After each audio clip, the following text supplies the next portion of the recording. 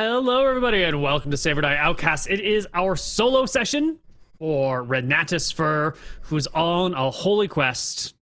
Well, maybe not holy. Well, there may be holes involved. Yes, plot holes. Lots of plot holes. Yes.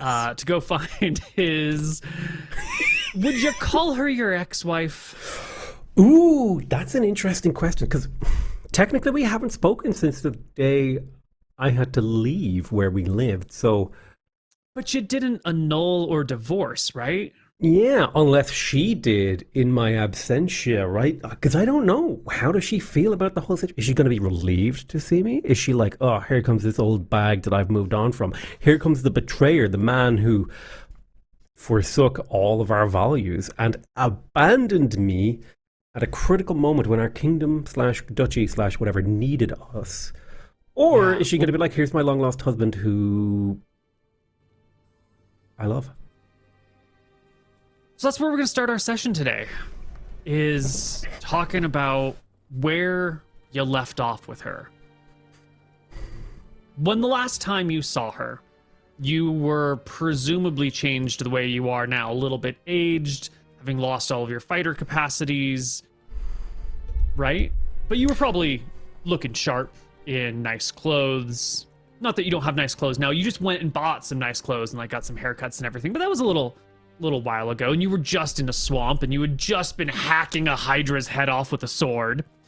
So the difference between how she saw you last and that brief little glimpse that she got out the window for you, I don't know if she would recognize you. So I want to know, what was the last thing she saw of you? What was the last moments like, or the last couple of days like with her before you departed?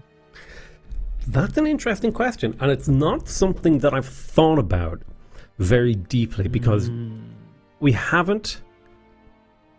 The backstory for Renatus is intentionally vague because I wanted to give you lots of story hooks that you could hook in, right? And perfectly you have hooked in this wife thing, and now it's much harder when we have to kind of collapse the wave function and make things real, right? So what was the last day? Well, the short version of the story, without revealing too much of what went on, is Renatus, whose real name is something else that I wrote down a long time ago and I've completely forgotten. His real name is Nefarious. So, he didn't like what happened to August. That's the basic thing. And when he stood up against the rest of his house, the rest of his family, he too was cast aside and cursed as collateral damage in that. Now, the real question is,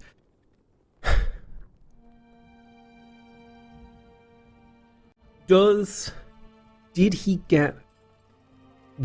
go outcast immediately after the events of what led to his cursoning? Did he wake up a broken old man on the side of the road somewhere, cast out from his kingdom and go wandering? Or did he have like a real, was it like almost a ceremonious or unceremonious discharge from the kingdom? Were they like, we are going to parade you through the streets and make sure everyone sees you and like knows what it means to stand up against the Varasi Empire, to reject this new power structure? I think we're a little bit closer to that. I think the cursing of you had to be physically present for. And so there was some level of ceremony around that. And the place you come, you know, their patron deity is Chis, the goddess of, we always say appearances, but I want to keep like a strong separation between Venus or Aphrodite and Chis. She's not like the goddess of beauty. I mean, that's one of her domains, but her major domain is the way that you perceive things, which has to do with beauty and it has to do with fashion, but it also has to do with the way that you might lie to someone or the way that you might present information to appear one way or the other. Even though it's true, I could give you like 3 different true versions of a historical event that would give you 3 completely different perspectives, right? So she's always been the goddess of how things seem to be. And that's the patron goddess of your homeland. And so I think with that in mind, you were probably kicked out with August in some sort of, marching through the streets, or alternatively, like just chucked out, into a river somewhere so no one would see you. It's one of those two. It's one of the extremes. Either everybody saw it, or you were cursed and then like hidden away so that nobody could notice it.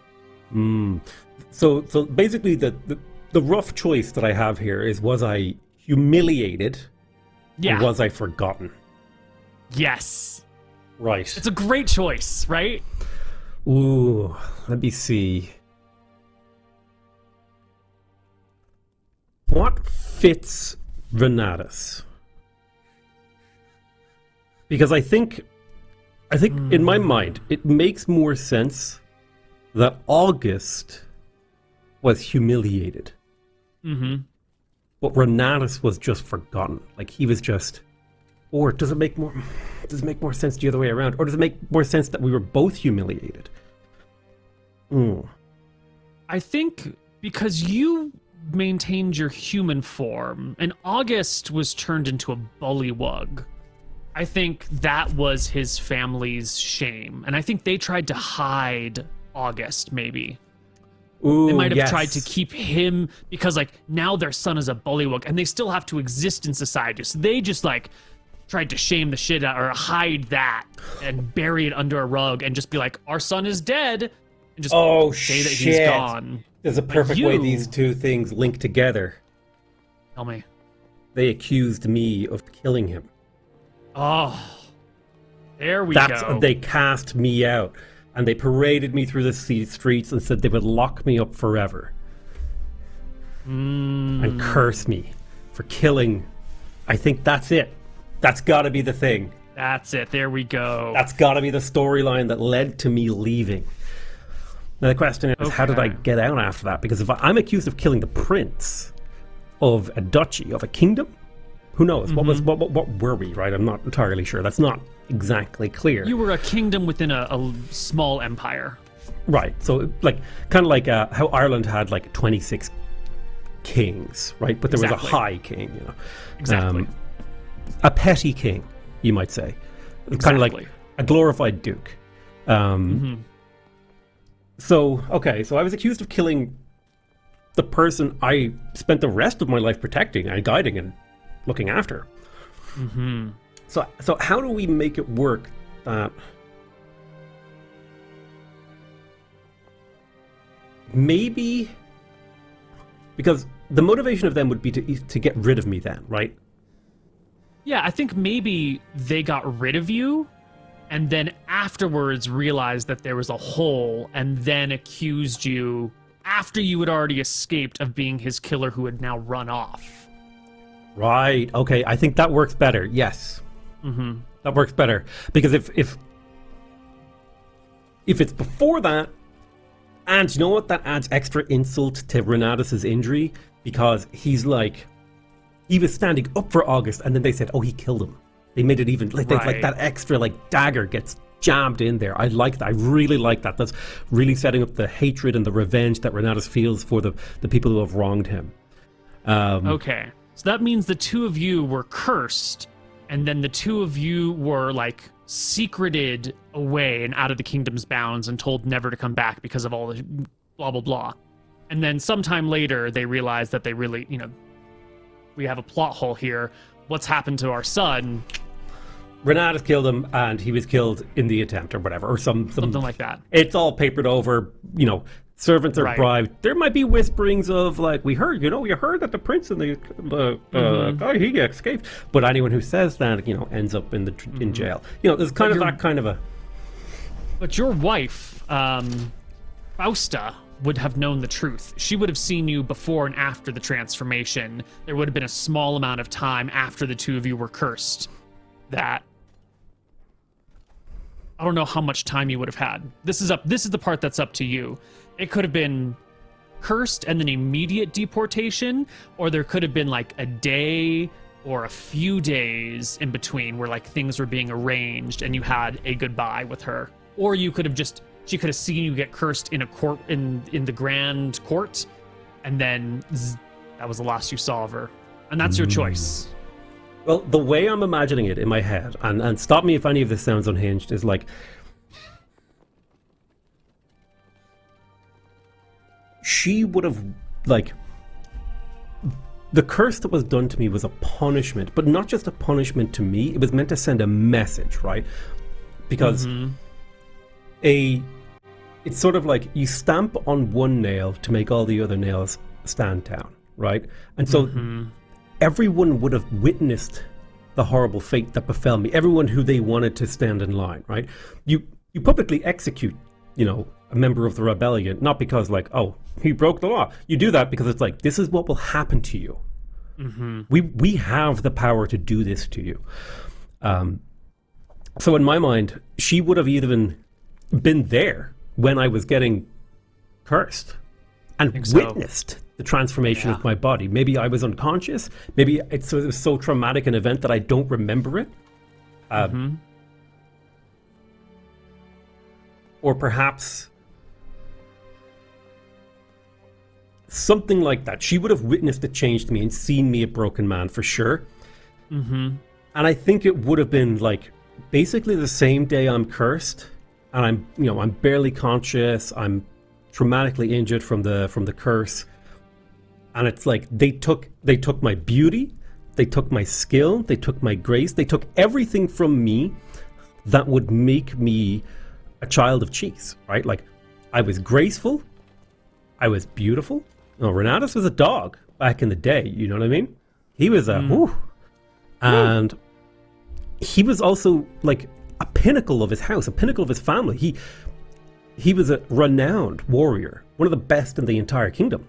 He was a renowned, like he was eloquent, he was elegant, he was refined, violent for sure, but sort of violent in a beautiful and forceful way that followers of Cheese, like the way that I'm seeing it is like his violence would have been more like you have to make sure they know what you're capable of, right? They need to know you're dangerous. Right. And that's how they leave you alone. Right. So I'm kind of like, I'm swirling around ideas here, but so to summarize, I feel like she would have seen me the day of, and we probably didn't get to talk. That's the way I'm imagining it. So this is going to be the first time that I get to talk to her since I was transformed, since I was cursed. Right. Now, you did end up with your glaive, right? So I'm imagining as you're maybe semi-conscious, as they're dragging the two of your semi-conscious bodies out on a cart, she must have somehow snuck up to the cart or ran up to it and tossed your glaive on. Maybe there was one brief moment where she imparted to you your personal weapon to protect the two of you on your way. But I don't know if any words would have been exchanged.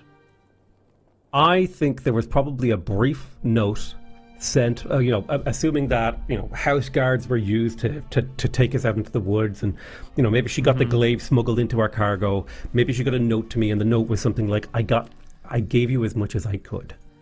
And it was quite curt, which leaves things open. Like, how does she feel about the situation? That's unknown. Because she's had 5 years. I think it's been 5 years, well, 5.5, nearly 6 now, since a little bit of time has passed. So she's had time to A, move on, B, ruminate, or C, stew and miss me. Right. Depends, right? And I like to imagine that Renatus and... What did we decide my wife's name was? Fausta. Renatus and Fausta, they would have had I'm trying to think of, like, what kind of relationship did they actually have, right? I think Renatus was loyal. Renatus was caring. And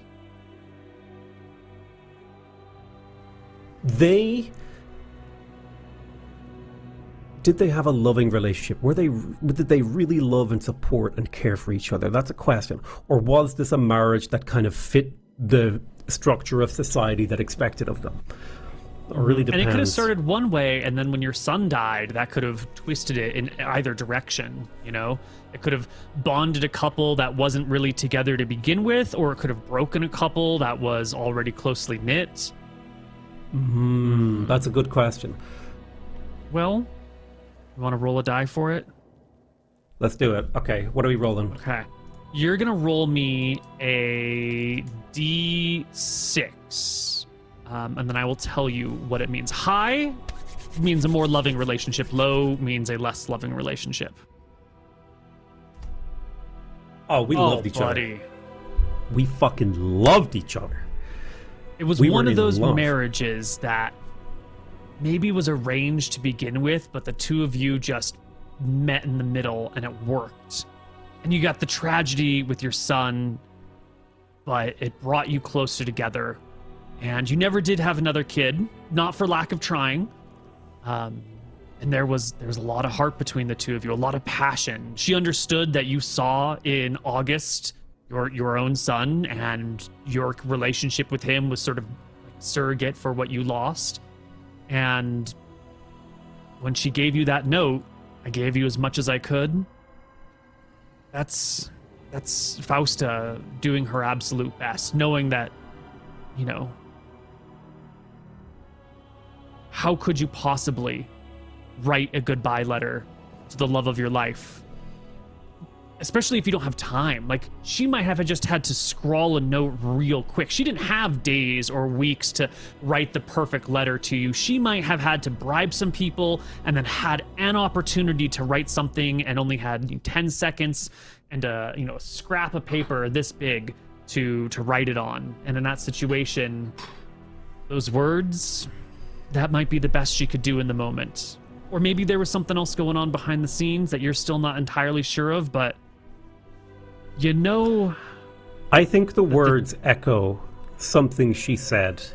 In fact, after the first child we had, she lost the ability to have more children.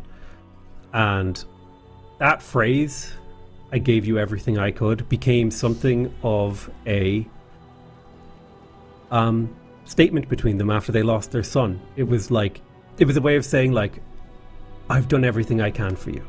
A sort of like, we're in this together, right? Like, the pain, because like, I think before their child died, they had a sort of what was the word we used? A sort of a marriage of appearances, right? This is like, okay, you're the son of a this, and she's a son of a, and she's a daughter of this, and you bond these two families together, and you have a child. And I think I like that they were bonded in their grief, and like it became sort of a phrase of coping. Like, I gave you what I could, or something of that phrase. I'm not exactly sure how that would be phrased in a way. Did this go both ways? Is this something that she would say to you and you would say back to her, or was this like a unidirectional phrase? I think the response was always, you gave me more. I think it was like, I gave you everything I could, and I would say back, you gave me enough. Okay, so I'm imagining that Fausta probably came from a lower class family than you. I mean, you're the nefarious family. You're near the very top of the... So of course she comes from a lower class family. But it might have been like a couple of rungs down. And there might have been like an unequal setup to begin with. And the premise of your marriage might have been one of these things where you are elevating her and her family, and you, by being married, you've brought her family out of some terrible trouble that they were in, or some shame, or some financial problems. I think I think her family, maybe they owned sort of a quarry or a mining town, and in exchange for her hand in marriage, we get the mining rights, right? My family got the mining rights in exchange for the marriage. Her family is sort of lifted out of, or maybe we cleared their debts. Something like that, right? We clear their debts and then we get mining rights to the mine or something. Some sort of business transaction thing that leads to a marriage. These are sort of typical wheeler-dealer, marry my son off to you in these kind of like landed, semi-noble, feudalistic societies. But it sort of created a Imbalance. place of debt and an imbalance that probably, followed you through your whole marriage. And the phrase, I gave you as much as I could, or I gave you everything I could, would have been one of these things that started with one meaning, and then as the relationship went on, changed in meaning, and your response changed over time, and the meaning of it changed over time. Okay, I think I have a pretty good idea of what your relationship looked like in a broad sense. Yeah. And a pretty good idea of the last time she saw you. So as to get into the gameplay here, as Ren is leaving the swamp, or leaving his friends behind to follow after her cart, her palanquin carried by strong men, led by, that fighter, whoever we were. Ren's got to be thinking things like, did she even recognize me? I'm covered in Hydra blood in a swamp where she's not expecting me. My voice is the voice of an older man, and she might not even have heard me in this voice. But she loved me, and we spent decades together. And that sort of connection, that sort of bond, that can transcend a lot of small, superficial alterations. It's enduring. So Ren's gotta, you gotta be asking yourself, did she recognize you? Is that why she heard your voice and had to take a look? Or was it just a look of curiosity, like, who is this person my guards are talking to? What do you think that glance through the curtain was all about? I think me as a player or me as a character? Me as a... I'm asking you as a player right now. As a player? Yeah. I think she heard a voice out of time. Like a voice that... kind of like... best way I can describe it is like...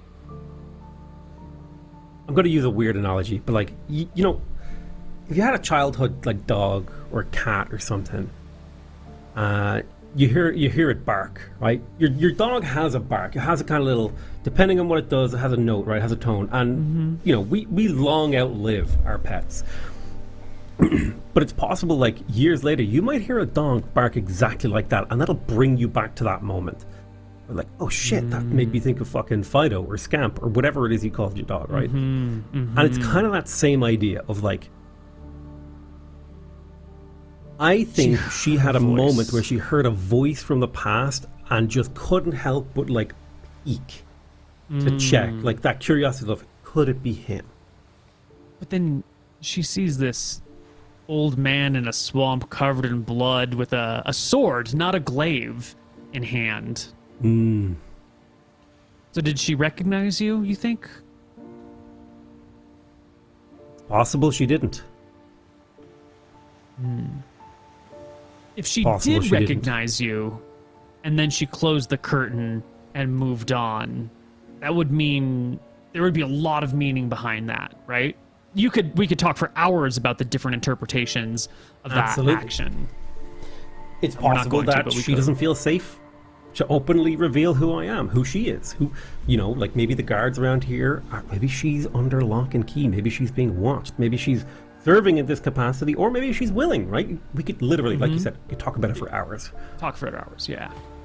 All right, so these must be similar to the thoughts that Ren is having as you are going after them. Yep. And one thing you're definitely going to notice is, there's an old phrase. Oh, crap, I should have Googled this beforehand.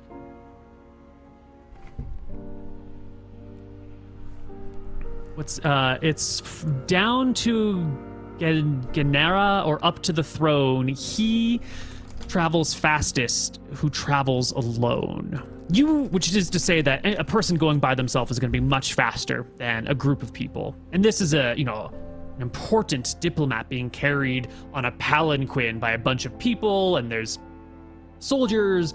So even if you wait 10 minutes or an hour, you're going to catch up to that group moving through the swamp. And so you don't have too much time before you're going to have to make a decision about approaching this party in the swamp about following them from a distance they can't see, about dogging them so that they can see you and you never lose sight of them, so in case something happens to them, or whether you just want to pass them and then wait for them on the far side. How do you want to trail after them while you're in the swamp before you get to Keygate? Well, I think at the end of the last episode, I believe I had petitioned or spoke to one of the guards in the caravan, and I had said, Hale, I will accompany you to Valebrook. I need to bring news of the swamp. My companions will. Mm-hmm. My companions will keep the road open. I have to, bring news of the Hydra. Mm-hmm. And which is like, they might be like, well, like, does he need to tell this? But he's just going to he's going to report the Hydra. No big deal, right? That's kind of how I'm imagining it. It's like, so you're going to travel. We'll travel together because we're technically allies, right? Sure. Yeah. Allies is a strong word. We're on the same side in the swamp. In the swamp, you're on the same side. Absolutely. Yes. 100%. Okay. Politically, who knows? Right. Okay. Let's get some swamp music going on. So I would definitely have approached the caravan. I don't know if you want to do that in roleplay, or yeah, if let's do it now. I think now is the perfect time for that. You're coming up to the caravan. You had to say goodbye to the others. You had to grab your stuff. Clean off your sword real quick. I leave the dogs in the care of August because he has animal handling now, I believe, or maybe Excellent. Arrakis, depending on whoever has that skill. I can't remember off the top of my head. They have them. We'll let them Fine. figure it out. Yeah. And I approach the caravan, and I'm kind of like, it's a little bit ahead, and they've only just passed us. So I'm still covered in Hydra blood, so I'm jogging up behind them. Mm-hmm. And you can catch up. One of the rear guards will see you coming and take a defensive stance for a moment until they're pretty certain they know who you are. They'll call to the rest of the caravan like, hold up, someone's coming from behind. And they'll approach you and just kind of wait expectantly for you to explain your actions. Yeah, I'll say, Hale, my fellows and I decided that it is important that I make way to the Valebrook to inform them about the creatures we have slain on the road, such as the Hydra and others. I would appreciate it if I could accompany you to the city so I can make my report. All the way to Valebrook? Yes, I'm actually a personal friend of Lady... And Renatus kind of goes blank for a moment. Lady Zera. I'm a personal friend of hers, and well, perhaps I overstate my friendship. We are acquaintances. We get along. The rear guard will nod. The rest of your men can handle security for the section of the swamp? Oh, of course. Don't they need you? Well, we just killed a Hydra, and that's probably the most dangerous thing for... And I kind of like standing like, probably 100 miles. Hydras have a large territory, and I kind of like basically... I explained about like swamp Hydras. I'm like, Hydras have a large territory, and they would probably drive off anything that was smaller than them. You start or kill talking, it or and they begin to wave you off like, we don't need the whole... No, all right, fine. Let's just go. Oh, right. It's just got to be gremlins. I mean, like, speaking of which, and I like point... You almost stepped in a gremlin trap. Not good. All right. Your group can walk for a ways. One of the things you'll notice is that the group pretty much walks in silence. The palanquin holders are holding on and lifting things. The soldiers or guards with them are keeping an eye out for danger, and they might give like a little command, like, it's deep there, it's across here, that sort of stuff. But otherwise, they travel almost in silence, except for the sound of like, what do you call it? A small harp that is being played by one of the entourage here is playing this like gentle harp music as you're walking through the swamp. It does not fit the vibes of the area at all. It stands as like a, little pleasant melody in stark contrast with the lurking danger of hydras and gremlin traps and bullywugs and, crazy wizards with bear druid friends. And it's sort of Sets a little an eerie weird. tone. The music's not being played for you. The music is being played for the person in the palanquin with the curtains drawn who doesn't really see the swamp and just has, a Sorry, lovely little... I lost I lost audio there. Could you repart? I all I heard was like the person playing the harp something sets us something. Oh, yeah, the harp music does not fit a swamp motif at all. Yes. Okay. It's no good. But the music is not being played for you. It's being played for the woman in the palanquin who has her curtains drawn, who can't see the swamp, who doesn't see the eyes lurking at you, the rotten trees with the Spanish moss over them, who's sort of oblivious to all these things, literally shielded from sight of the dangers around her by these curtains, and then has this nice harp music coming in from the side while the rest of you are walking through the muck up to your knees, risking life and limb in this dangerous, deadly, devouring marsh. Do I recognize the song being played? Yeah, it's one of these sort of classic songs that that come from your area. It'd be the equivalent of someone playing what's that fucking Christmas song with the bells? Not Jingle Bells, but one of these classic Christmas style songs that you would play during a certain place and a certain time, and it has a very particular vibe. But if you're listening to, let's just say Jingle Bells for the hell of it, while you're, I don't know, wading up to your hips in a swamp, wiping Hydra blood off your sword, it's just the two do not fit. It's incoherent, right? Yeah, I get it. It's a bit like, I don't know. It's like walking through a swamp singing "Staying Alive." Well, that might be actually appropriate. Anyway, listen. I get the vibe. You get the vibe. Is the harp player visible? Yeah, the harp player's just on one side of the thing, and you can easily see them. It is, middle-aged man, maybe 45, 50 years old, something like that. He's wearing a nice vest, and he's got these pants that are really nice until you get to about the knees, and then they get sort of splattered, and then by the time you get to the calves, they're just covered in swamp guck. But everywhere else, the rest of him, from the knees up, looks pretty nice, and he's got this embroidered and well stitched padded vest on. He's just playing the most lovely harp music. Is he walking through the swamp, or is he on a wagon? No, he's walking. Yeah. Okay, he's walking. It's just a little harp, It's just. It's a little. Yeah, it's a little. The difference it's a term between for it. Something harp. I want to look it up now. Hold on. A lyre. Maybe it's more just a mini harp. Okay. Yeah. Sure. Yeah, but it's about the size of a lyre. Yes. Okay, I approach him, the man playing the harp. Yeah. And I say, "Hello there. Are you taking requests?" Only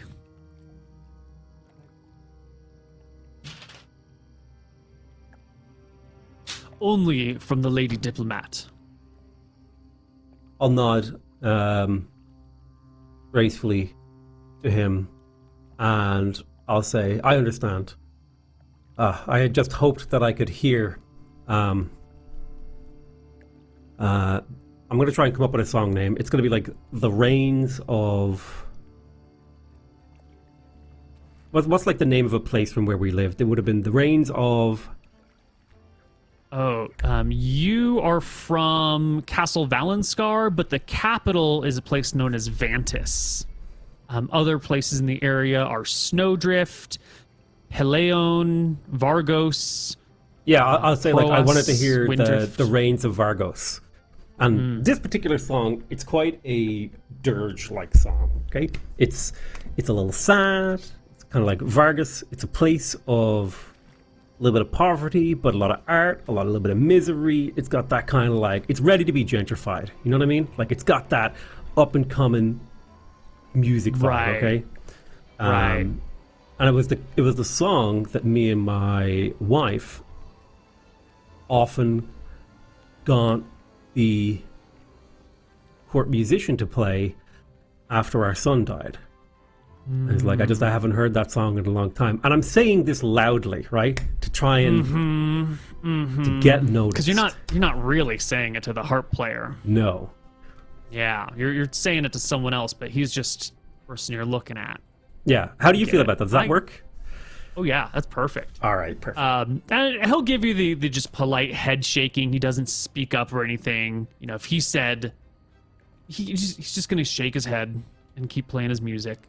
You know, this is some like upbeat style music, but it's mixed with the swamp, and the two are just, their combination is almost, you know, like nails on a chalkboard. The dissonance is deeply discomforting. But it's what the diplomat wants. So the harp player shakes his head. The curtains do not part. No one looks out at you, and the group continues in discomforting silence. I will make my way to the front of the party, and to the best of my abilities, I will lead it for a short while.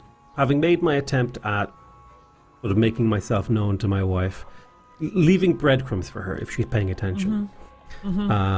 I will meet with the head of the caravan, who I believe you said was a young warrior of some description. Yes, a young warrior of some description. That's exactly who it was. Perfect. Is incredibly verbose. So I make my way to the front of the caravan. I start, you know, I'm making small talk with him. I'm kind of pointing out like where the path is, because I'm familiar with the swamp, right? I'm sharing my expertise, and I'm trying to do it in a way where I'm not cramping his style. I'm just pointing out things he might not have noticed, like, oh, you know, there's you might want to stay away from that edge of the water. I see the bubbles of a giant toad there. Watch out, those guys might grab someone. I see tracks of crocodiles. Just, you know, don't draw water from this area. There's a fresh pond over here. There's basic swamp survival stuff. I'm not trying to step on his toes. You're not getting in the way, but you're being helpful. You're being a good leader here. Excellent. Well, you can make your way through the swamp for most of the day until it becomes time to camp in the swamp. And because, you know, this is a group with a palanquin, it's going a little bit slow. You know that you're going to be camping in this spot, and then you're going to have like another full day to get out of the swamp. And as they get to a good ground, the leader of this expedition will poke his head or come up to the curtain and like rap on the top of the palanquin from which the curtain hangs, and say in a quiet tone, "Your ladyship, we've come to where we're going to rest for the night. We will build your tent and make dinner for everyone. One of the warriors from earlier has been following along on the way to Keygate and then all the way to Valebrook. We will take all appropriate precautions. I will let you know when your camp is ready for you." Just like real quietly, real politely. He'll pause, and you'll just hear a simple "make it so" from inside. And then the men with the palanquin will set it on the ground. They'll open the back curtains, which just reveal like a little supply area. You know, the palanquin's like 8 feet long, but the last 2 feet seem to be like a storage space to carry all your stuff. And then the first 6 feet are probably where she's reclining or sitting or whatever. And they'll bring out sticks and poles and tarps and begin to construct like a little formal, nice tent with white linens, and, you know, little decorations to go along the outside. Something that looks like it would be befitting of, you know, a princess or a diplomat or someone of high stature. And it's just so out of place in the swamp. I know that the harp player stopped. Other supplies are taken off backs or pulled out of the palanquin, and they get their camp area all set up. We're on these dotted islands, so there's not a ton of space. So everyone's going to be a little bit clustered together. There's no room in this place for them to ostracize you and say, like, you have to camp, 100 feet away from us or something. It's just, you're in a swamp. There's no room to do that. But you get the impression that had you been in open land, they would have insisted on some room. That's just the vibe you've got going on here. And when it comes time for the camp to be, when the camp is done, it's time for Fausta to move from one covered area to the next covered area. The lead guard, that young knight, maybe this is coincidental, maybe, it just happens to be this way, or maybe it's very intentional, but he stands on the side of the palanquin that you're on, and as he, opens the curtains, which are, right next to the front of the tent, his body is positioned between you and the diplomat. And, he's going to be on one side of her or the other. It's a coin flip. It's a 50-50 chance that he was going to be on your side if it was completely random, but he is on your side, and he does block your view of her a little bit. Of course you can see her on one side of his body and on the other, but the main part of the 3 feet she has to walk between the palanquin and the tent, his body's blocking the lion's share of it.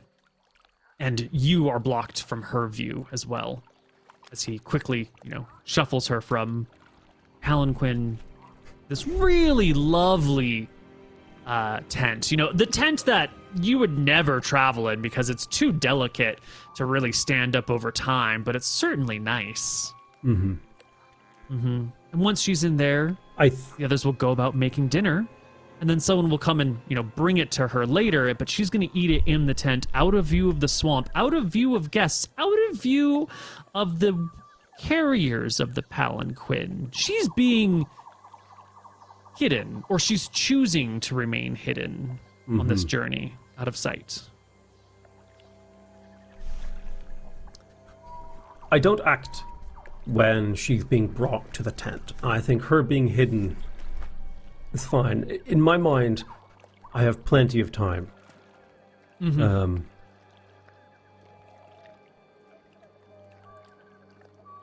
I gather information from. I'm paying attention to what is the guard schedule, who is in charge, and I'm formulating a plan for the next day's travel, ways that I can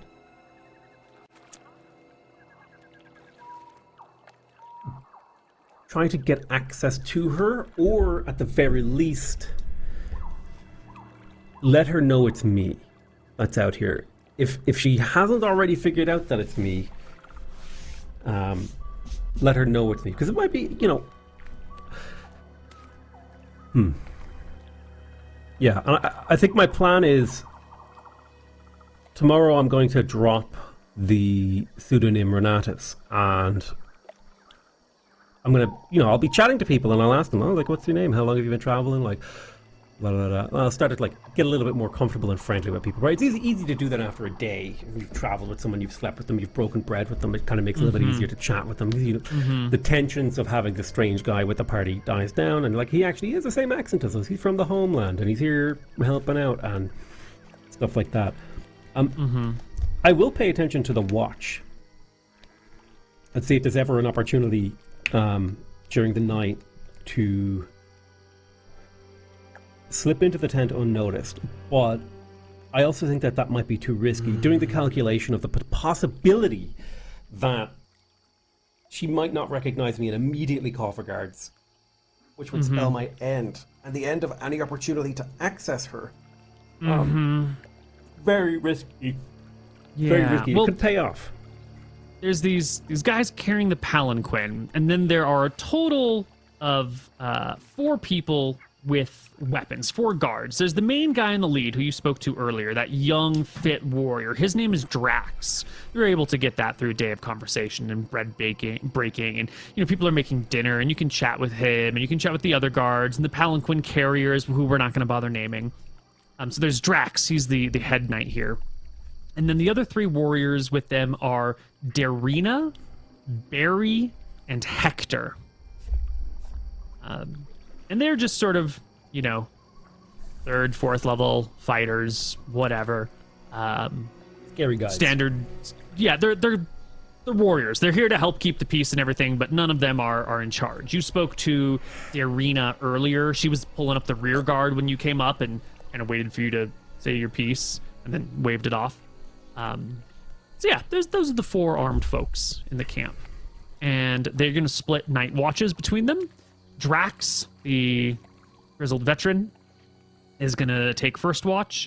And then he just, you know, when a few hours have passed, grab the next person and the next and the next. They don't ask you to keep watch. Mm-hmm. Here's what I want to try to do. I want to try to figure out which one of them has the lowest discipline. Which one of them do I think I could walk up to and be like, hey, listen, I can't sleep. Why don't you get an hour's nap here while I'll take your watch? Like, who do I think is the one that I could convince? Like a little nappy poo on duty, you know, maybe hit him with a little bit of... What's your charisma score? I'm going to roll it in secret so you don't know how well you've rolled. It's low. But let me walk you through how I approach so that...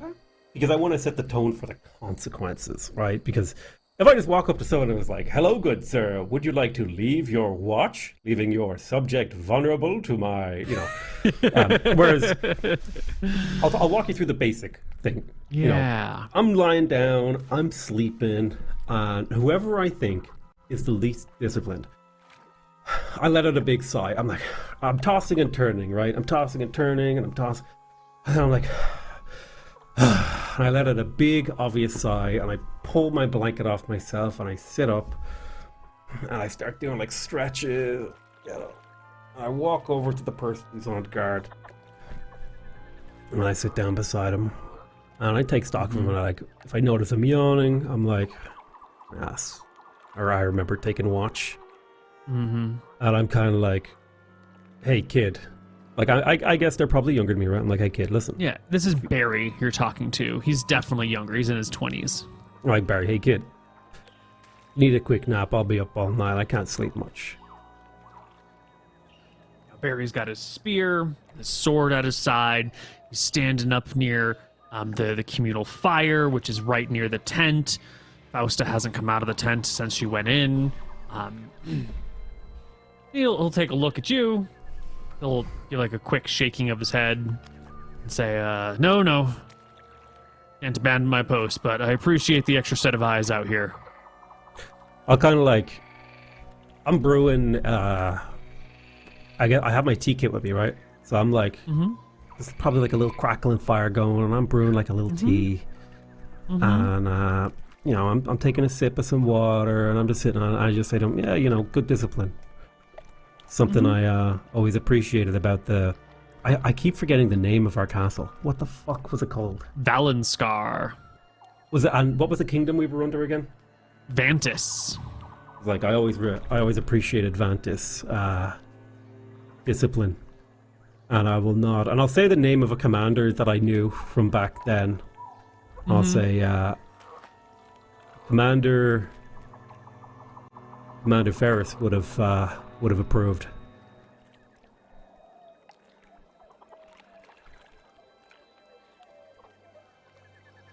The youth will look up at you, give you the like, yeah, I think so. But it comes from that point of view where like you give the name of someone who used to be great and important, like the newer generation maybe doesn't know them very well.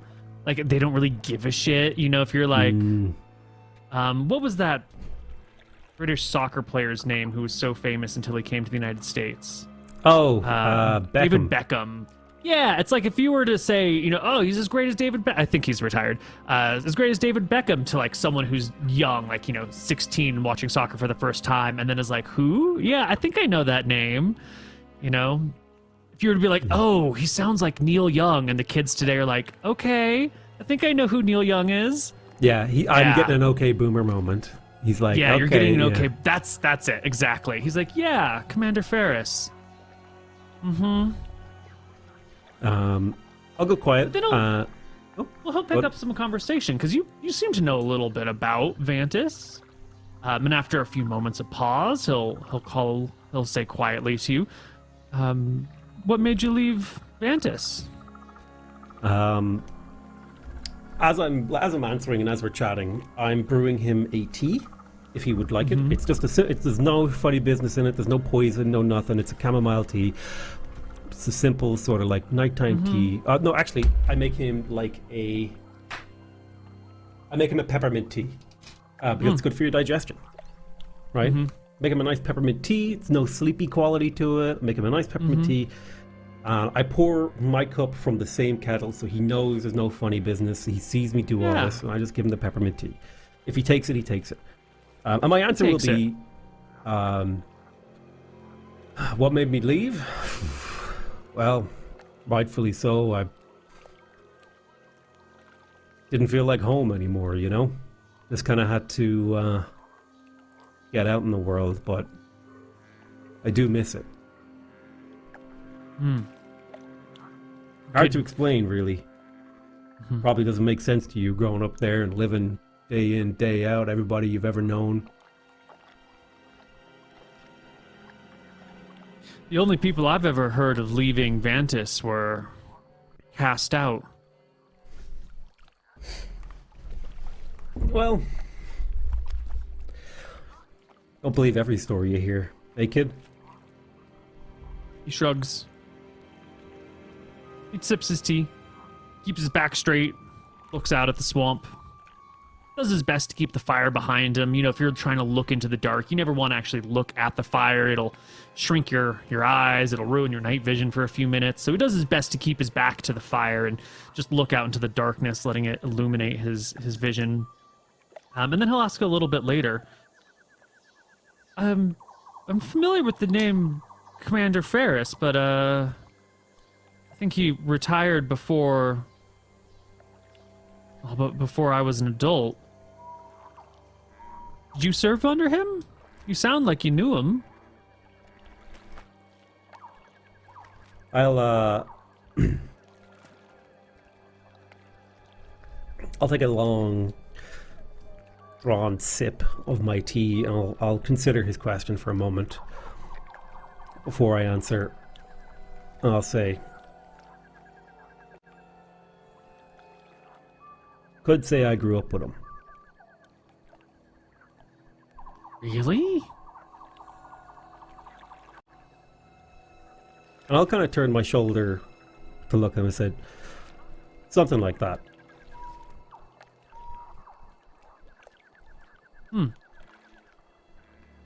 It gets quiet for a moment.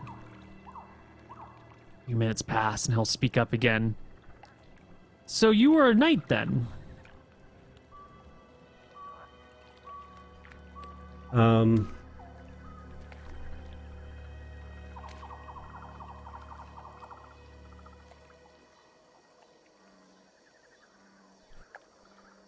Wanted to be. Never quite made the cut. Guess Is that why you left? A little bit too rough around the edges. Yeah. You know. You know how it is.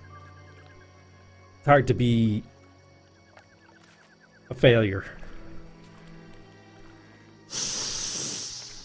Oof. He says, I'm from Icebridge. And, Oh, Icebridge. They still got Dale's Tavern on the corner of 6th Street? Yeah, they do. You know what happens. I mean, you must be really familiar with the area then. You know what happens to failures in Icebridge, right? Yeah. Throw themselves off the bridge into the into the Frostbite River. So, That's I right. don't know what part of the country you're from. Around my part, price of failure is pretty steep. You must have had some real pauses, and says more softly than his nighttime voice, kind parents. And you know what he meant to say, what he's supposed to say in this moment, that you had weak parents. Yeah. Who didn't, Who didn't He'll just take like... who didn't do the responsible thing when their child failed them. But he takes the moment because he's not at home and he's far away, and there's a stranger and it's quiet. And then he just falls real silent. And I'll say... I'd say they loved me before I finish my drink. Yep.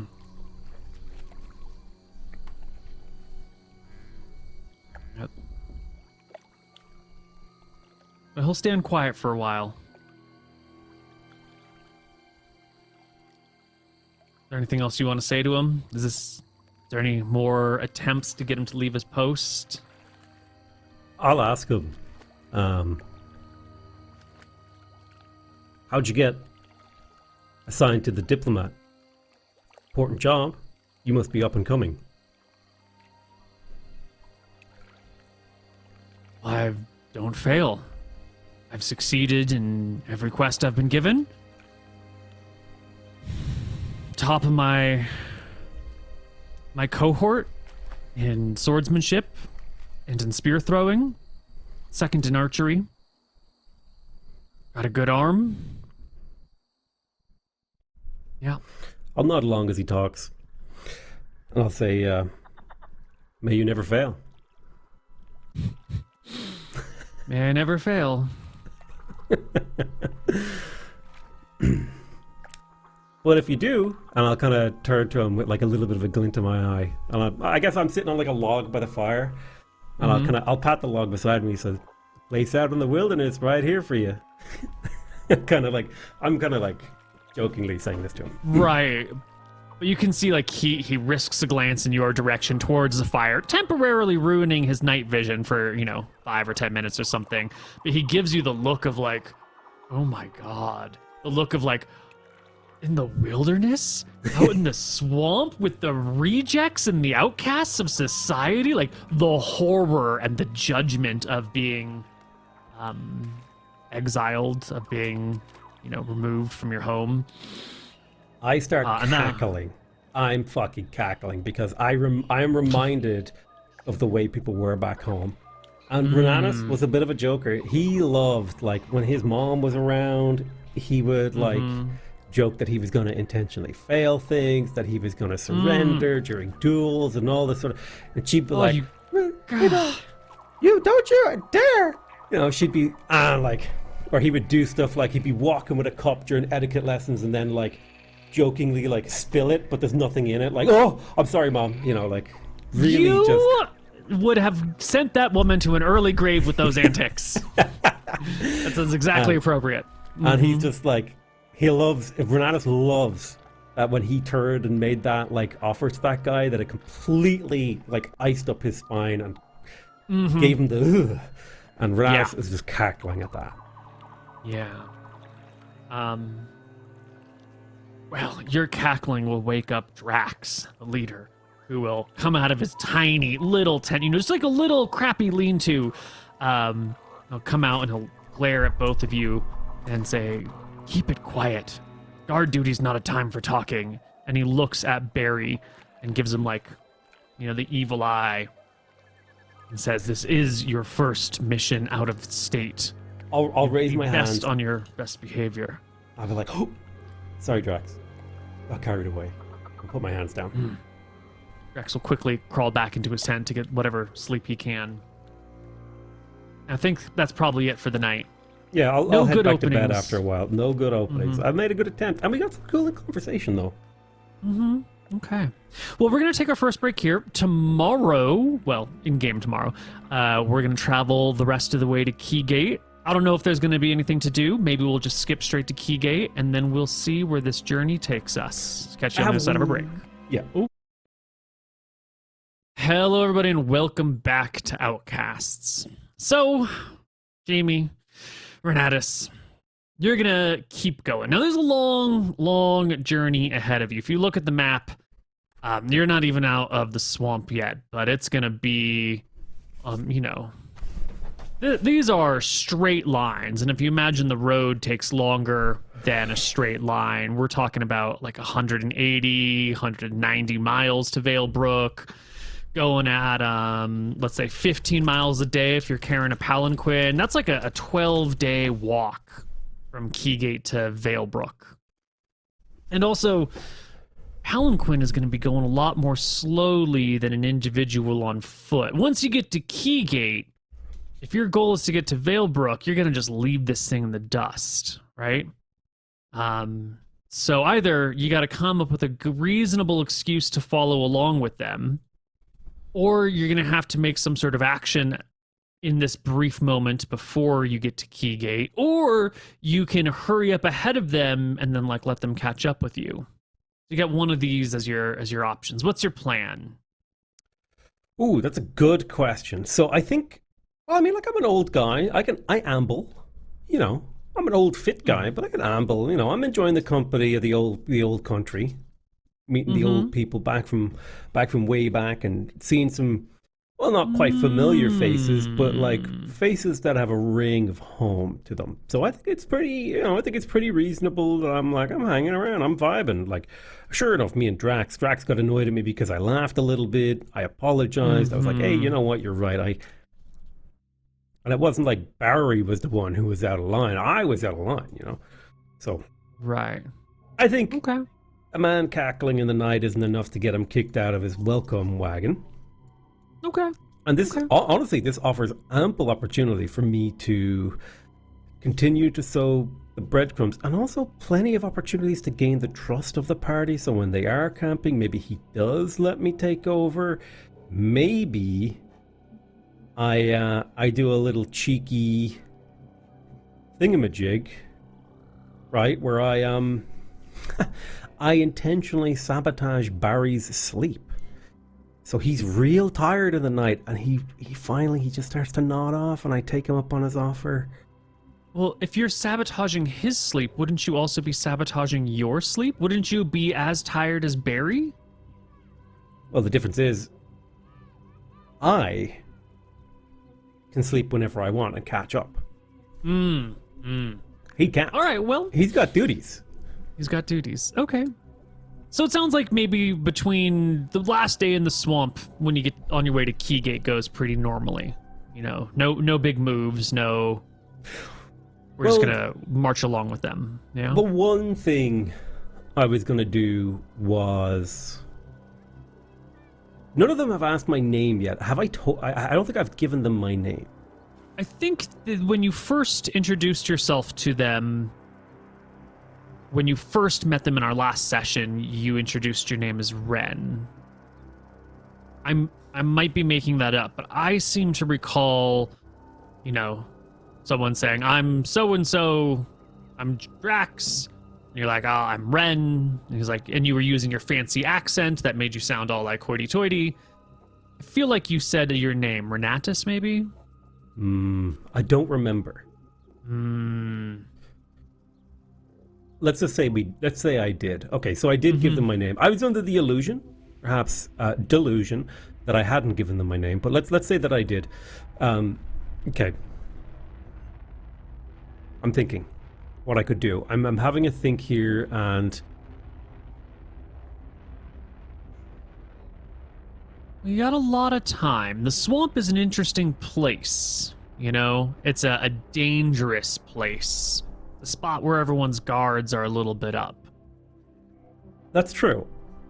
I reckon I have the beginning of a plan forming in my mind. So in my backpack, I have something called a... I can't hear you. Let me see here. A what? Sorry? I can't hear you. Okay, for a moment there you cut out. Discord's been fussy all day. You're fine. It has. In my backpack, I have something called a writing kit. Yeah. Which will allow me to leave a note.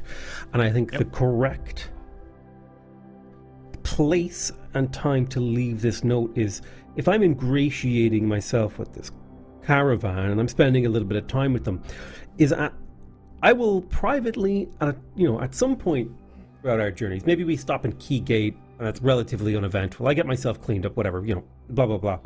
At some point I will write a note, and it has the response to the note that I got when I left. It has the "you gave me enough" or "you gave me everything," or whatever that is, right? And I'm going to fold it up. And at some point, when they're doing all the setup, I will, I'll start helping out, and I will slip that note into the lady's tent as it's being erected. I'm in and out. Maybe I'm helping the servants. I'm just like, oh, these pillows are damp or whatever, and I'm fluffing them, and I just slip the note under the pillow as I put it back. Something kind of like that, right? Yeah, you can put it in the tent, which might be a little tough. You could put it in the palanquin that just sits there all night, so when she gets in it the next day, it's waiting there for her. Palanquin's pretty unguarded when she's not in it. One way or the other. This isn't going to be too terribly difficult for you to slip her a note, and I don't think that this specific place matters. No, and but I do want... Yeah, real quick. And I will leave a piece of paper so that she can write back. Blank piece of paper with, like... Well, she'll need, like, ink and quill. Like, she'd need a whole... A piece of charcoal set. should do, right? Okay. Just for a quick scribbled, like... Would that do? Yeah, that's fine. Yeah. That's fine. I'm going to need a pickpockets check from you, Jamie, to see how well you can sneakily leave this note somewhere. Oh my god, it's a wild success. Yeah. Wild success. You can leave this note somewhere where only she's going to find it. But it does matter when you do this. Are you going to do this while you're still in the swamp, or are you going to wait until you're on the road, or until you're in civilization, or that nebulous place? Actually, there is no nebulous place. Never mind. The liminal place in Keygate. I'm going to wait until we are... I will probably...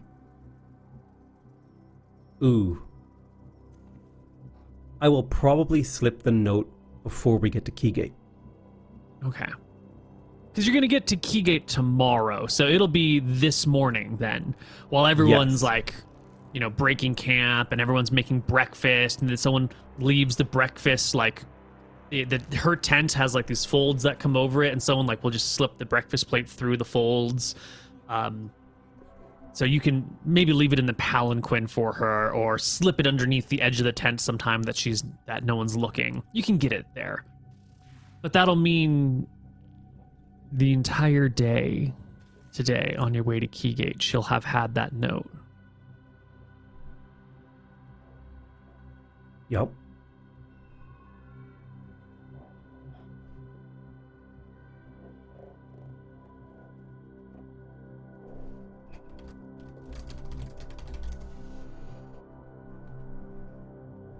Ooh, these are dangerous rolls.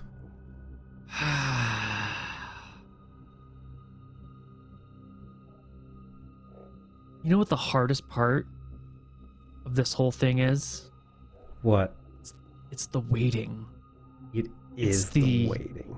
You hand her a note, but then once she's done with breakfast, someone will like take this little pot out of her tent, dump it in the swamp. Then someone will, bring the palanquin next to the thing, open the curtains on both. She'll be quickly, swept from one space to the other. Again, Drax is blocking your view of her as she goes from tent to palanquin. 25% chance that it was an accident twice in a row. And then you've got the day of her and the palanquin riding alongside you, not saying anything. Did she get the note? Like, you hit it. You gave it. Like, anyone reasonable would have found it, but, like, maybe she's busy. Maybe her vision's bad. Maybe something's happened to her. Maybe she missed the note. Maybe she got it, and she doesn't know what it means. Maybe, I don't know, she didn't tell anyone. It's just walking silently after you've essentially, done your big, throwing caution to the wind and sharing this deeply meaningful and hugely important part of yourself with her, and something important to her too. And then you have to spend all day walking through the swamp in silence, just a couple of feet on the other side of a curtain from her. I think It is both torturous and comforting, in that this is like... It's... The analogy I'll use here, for Ren, it's a bit like being in a foreign prison and getting a visit from your beloved. Sure, they have to look at you through bars. Sure, they have to look at you through like a glass pane, and you can't really touch, you can't really embrace, you can't really be yourselves, but they are nearby. And so there is a kind of hopeful spark there, like a little bit of a something we might just that little bit of hope reignited in Renatus' heart. But it's also torturous, because all he wants to do is to throw back the curtain of that palanquin and embrace his wife, embrace Fausta. Well, Renatus, I've got bad news and I've got bad news for you. There's no good news coming up. Oof. Because you're gonna get to Keygate. It's not a problem. There might be some monsters on the way. There's other people defending the swamp. You don't have to get involved in any combat. Or if there is combat, it's like a gremlin swoops down and you got to bat it. Like, we're just going to ignore the dangers of the swamp because there's other people here taking care of it, and you're in a large group. You might break a sweat today. Okay. But as you leave the swamp and you're getting to that outer wall of Keygate, you know, the envoy just marches up to the walls. The guy on duty gives them a salute, waves them in, says something like, "Oh, diplomatic envoys, please head this way to Lord..." Oh God, what was their name? The name of that family that you've interacted with a bunch of times and it hasn't gone well. The Brick family. I think it was Brick. Yeah, Lady Bricks or Lord Brick will be taking care of you. Once all the diplomatic missions have arrived, we'll move together as one large column all the way to Valebrook. It'll be 3 days from now, so please avail yourself of Lord or Lady Brick's hospitality. And without pausing, without really, any time to sit or decompress, the palanquin moves on. Ooh, without me. I mean, without you, you can walk with them through the city if you wanted, but they're going to go inside a nice, fancy estate. She's going to be behind walls, and she's never going to have a moment to...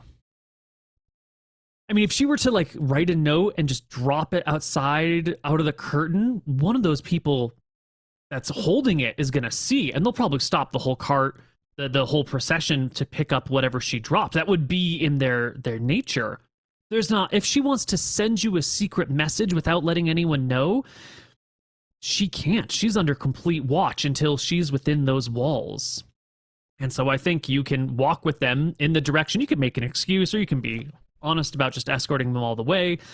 But you're going to end up standing outside of this, nice big old estate of the Brick family, who doesn't really get along with you if they recognize you as, your dear wife, who knows your secret and knows who you are now, or must know who you are now, is quickly swept into this big house.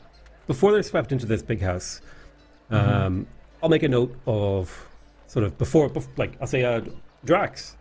I'll get them to pause their procession, and I'll say I'm glad I could accompany you this far, and I'll shake his hand. I'll stick my hand out, or her. Never got Drax's. It doesn't matter. Shake their hand. I'll be like, "Hey, how's it going? Absolute pleasure. Thank you guys so much. I'm glad I could be of service. Thank you for accompanying me to Keygate. I'm gonna rent myself a horse and make my way to Valebrook, so on and so forth. And I'll see you there. I'll see you in Valebrook. And I believe you're leaving in 3 days, is it? And it'll take you, probably better part of 2 weeks to get there. And, I'll see you in Valebrook. Hopefully. Perhaps my business might not be done there by the time you arrive." And Drax will shake your hand. Thank you for your help and assistance along the way. Really appreciate it. And I'll also turn and gently bow to the palanquin. Now, how thick are these curtains? Are they like the kind of thick... Could you see someone moving behind them? If you're on the inside of the curtain with the sun on the outside, you might be able to see shadows. But from the outside, there's no way you could see any shadows on the inside, right? It's like a one-way glass, sort of, where you the way that you can see through it is dependent on where it is brighter. Not that this is like sheer enough that you could actually make out any details, but for the person inside, if you were, in between them and the sun, they would definitely see your shadow. And did they tell me what the envoy's name was? No, they've been really quiet as they've walked, and they've made some like light soldierly conversation, but they haven't discussed the mission. They haven't told you why or where they're from, other than you recognize their accent and brought that up. They've been tight-lipped in avoiding the conversation of the envoy, of the diplomat. Not a word. Yeah. And casually, as if this is just the most normal thing ever, I bow to the palanquin and I'll say, and I hope to see you there too, my lady Fausta. And then I'll just immediately walk away.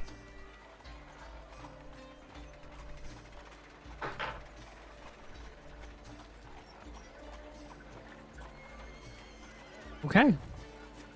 You walk away.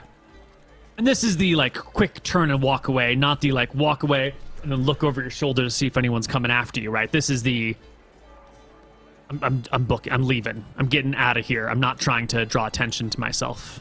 Right? Yep. And Okay. I will do as I say. I will find a horse to rent. I have all of the party's gold on me. You can buy a horse here. You can sell it somewhere else for half price if you want. But they don't rent horses. There must be like a wagon system, like you can hop on a wagon and get dropped. Yeah. Yeah, I'll you take a can wagon to Jaden. Sure.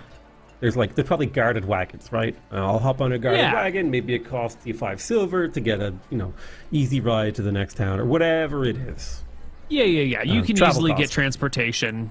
It'll be folded into the travel cost. Not a problem. One person, you can pay a couple of copper to a farmer to sit on the back of their wagon. You can hire a carriage that'll cost you like a gold a day if you wanted. You could do some sort of just mixed. A group of people are heading to Jaden together and you're going to walk alongside them. And it's not a problem. You can get there. Yep. And I will. But you're going to get there well ahead of them. Yes, Many I am. days And I'm ahead going to of them. start laying my plans down. Also, do you want to encounter checks my caravan? Are we hand waving that? What are we doing? Well, you're going with a caravan, and caravans travel together because it discourages combat. No one's going. Someone might attack an individual on the road, but you'd have to be a fool to attack 30 people traveling on the road. There's easier pickings. That's why people travel with caravans. So no encounter is needed. Perfect. I make my way to Valebrook.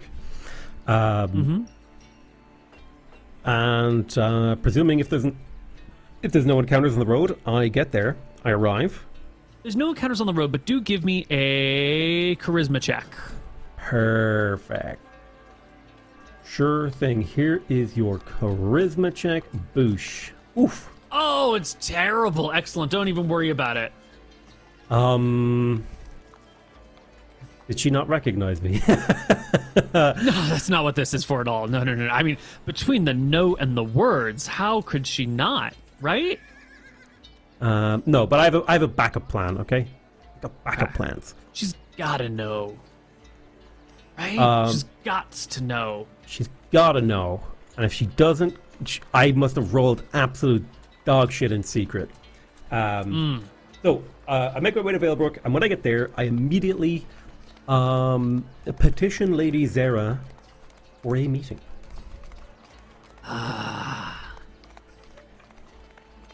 You head over to her little compound right outside the castle of the local lords and everything.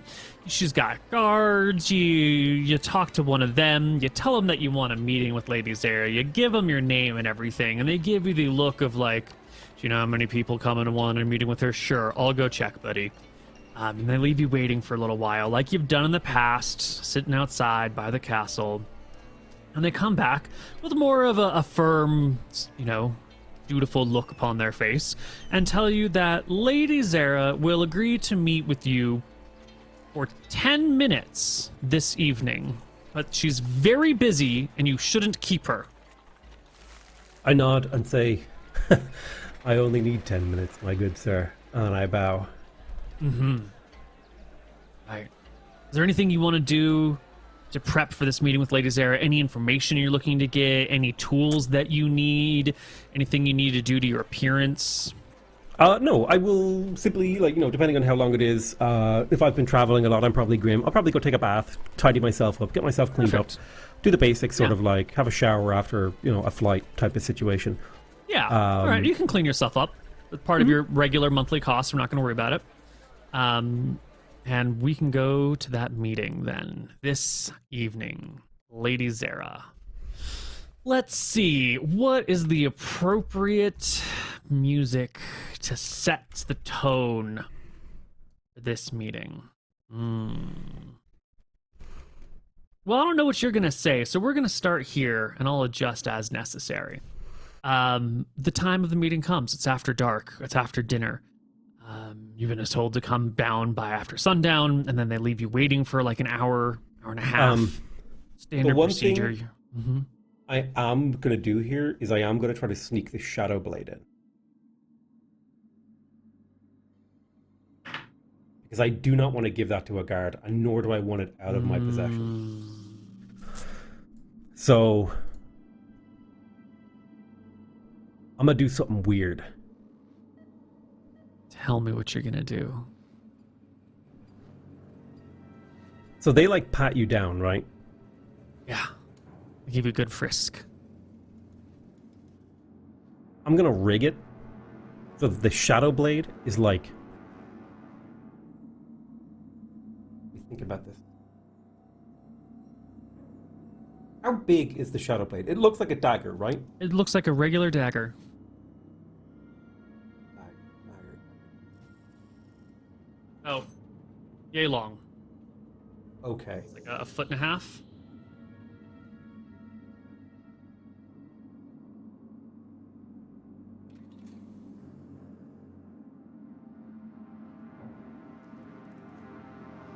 I'm going to try to turn it into a prayer binding.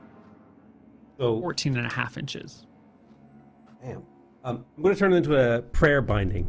So I'm going to see if I can get a scrap of wood and kind of stick the dagger to it and wrap it in cloth over and over and over and over so that it's a thing. And then on it, I will, write the marks of some god. Let me see, which god would I pick? The god of cheese. Just be like, it just looks like a little prayer binding. Anyone could carry one. It's just gonna be in my pack. What's a prayer binding? I've never heard this term before. It's like it's just like a trinket that you hold and prayer. Use it's like a how do I explain it? It's the kind of thing you would burn.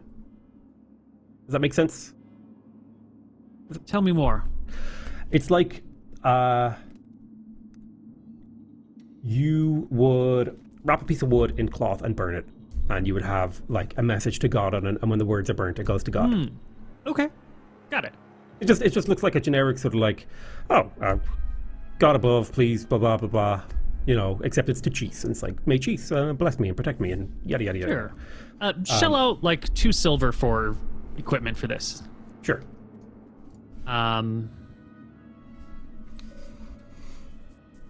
Okay, so you wrap this dagger across a piece of wood with cloth, and you then write things bound. on. So it basically looks it's gonna be a big fatty round sucker, like a sausage, right? like a big sausage. Yeah, like a haggis, like a fat haggis. There's not going to be any metal noises from it. It's not going to be obviously sharp. Press into it, it's padded. You won't feel the metal. It just looks like a big cloth sausage. Yeah, and are you carrying this in to see her? It's in my side pouch. It's just whatever. If I have a side pouch or a backpack or whatever I'm carrying in with me, it's in there. Yeah, well, they'll normally ask you to take off your backpack at least and leave it behind, and they'll give you a pat down. You've got maybe a little side satchel that you can drop this in. And it's like side satchel go through with your water stuff. flask and stuff. Yeah. They'll go through your stuff. They'll pull this out. They'll take a look at it. They'll look at the words written across it. Now, this thing is designed in a specific way that it's not quick to undo. Right. Like this would have taken me like 30 minutes to an hour to undo, and it's probably going to take me like 5 minutes to and unravel. Right, because the cloth probably wraps around and then folds under this, and then tucks under here, and then wraps around and folds and tucks and exactly. whatnot. This isn't like something that I can just reach into it and pull the dagger out, right? And my thought there is like, if something is properly concealed to where it takes time to extract, that means it's going to be more likely to escape a cursory glance. Yeah, and if they wanted to see what was inside of it, if they wanted to see if there's something was hidden, they would have to take 5 minutes to unwrap the thing, and then 10 minutes or whatever to half an hour to let you rewrap it. So it's kind of a all right. We'll just see here. Oh yeah, that takes a look at this. Goes to unwrap it. Realize the two unwrappings that it's folded and tucked, and just fucking hands it back to you, shakes the head, waves you in. It's too much fucking work for them. They don't get paid enough. Done. And soon you will find yourself in Lady Zara's chambers. Perfect. She's seated behind her desk in a comfortable chair. She's got a pair of candelabras on either side of her, a plate before her with just, a few crumbs that have been pushed off to the side, a mug that seems empty, a glass of wine that is half full, an empty glass on your side of the table, and a bottle nearby. Her spell components are scattered on the table and on her waist and hips. She does have a book open in front of her that she'll look up from as you enter in, and she'll quickly fold it over. And you can tell just by the quick glancing at the lettering on it, it's a spell book that she's got down here that she was perusing through. And she'll just leave it closed in front of her. She's sitting at her desk or at like a long table where she was eating dinner? No, just at a desk. An ordinary, regular, yay wide, regular depth. Just a standard old desk. Perfect. If there's a chair in front of it, I'll plop down in the chair and I'll go to put my feet on her desk and then look at her and then raise my eyebrows and go and give her a quick wink and then put my feet down as if I was gonna. Come on, you. Oh, you scamp. The charming rogue that stole the Ice Queen's heart. And I'll say, Lady Zara, how are you doing? I was doing quite well until I informed you were arriving here today and wished to meet with me. That's correct. I am here to meet with you, and it is a matter of urgence. Didn't I assign you via one of my intermediaries to watch the swamp? You did, and we killed a Hydra. What are you? A swamp. Then, what are you doing here? Well, a matter of personal urgency came up. I left my dogs and my companions. We hired some extra people. So there's plenty of manpower guarding the swamp. My three compatriots will be protecting that in my stead. However, a personal matter of urgency came up that I require your assistance with.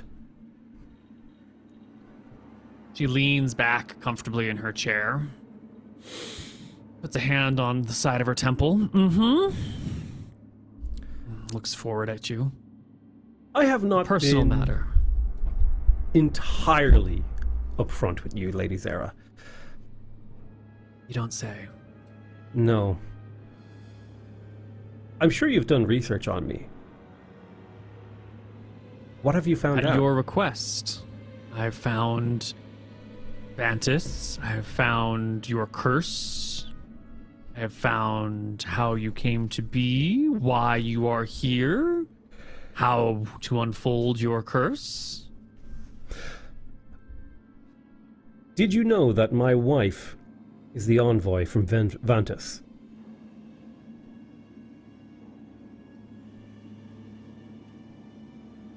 It gives you the, wait just one moment, and we'll stand up and walk to one side of the room where there's a shelf with some books, and she'll pull out a couple of books until she finds the one that she wants. Then she'll bring it back down, set it before her, page through it, maybe a third of the way through, and then pause and read a couple of paragraphs.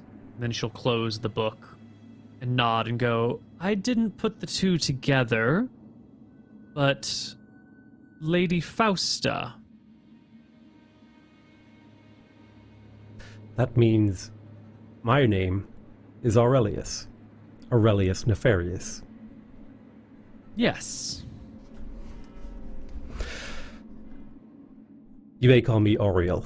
That's what my friends call me. It has been a long time since I've spoken to Fausta, and I would greatly appreciate it if you could provide an opportunity for me to see her in private.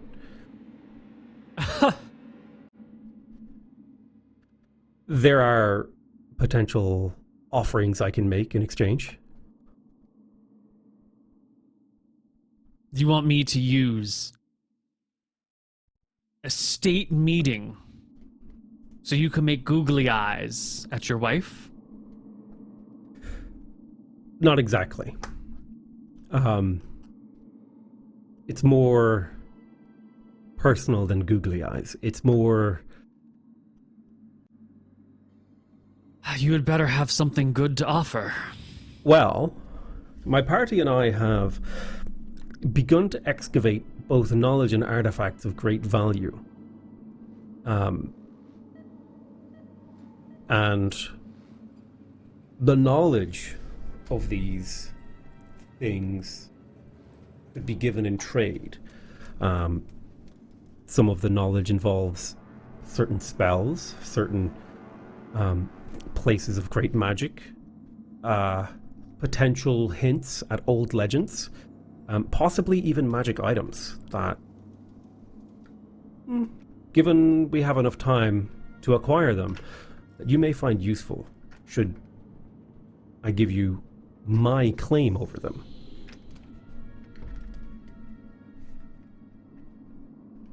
At another time in my life, I would have jumped at that opportunity. But I am the magistrate of this kingdom, and it is my duty to see the management and security and stability of the region. Any personal interests I may have must be put aside until my years here are done. Could not compromise my position or my desires. Reasonable. When you are finished, let me know. And maybe we could talk about that. Instead, I could give up my payment for the task you have sent us on. I'm sorry, this is a state meeting I understand. of the 5th region of the Empire, spanning the 2nd largest population and the 2nd largest area. I You only don't count need frozen wastes. a moment, a minute, in the presence of my wife. And, well, I cannot do this for you, Ariel. what would it Why don't take? you just talk to her? Her guards won't let me. They are sequestering her. Is there anything I could trade to you? Anything I could give you?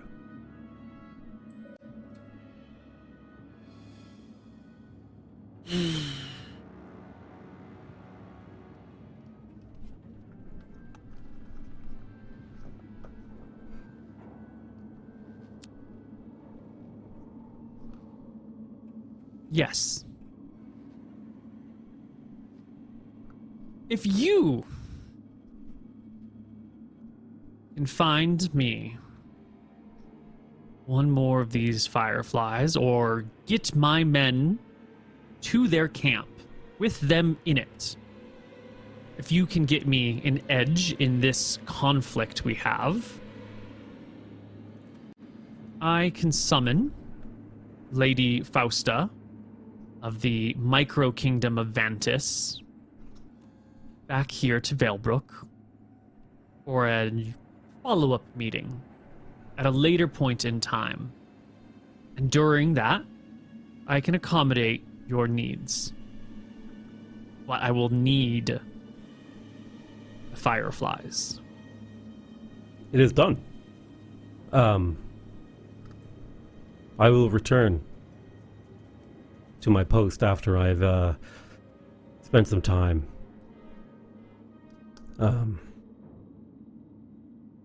Thank you for your help, my lady.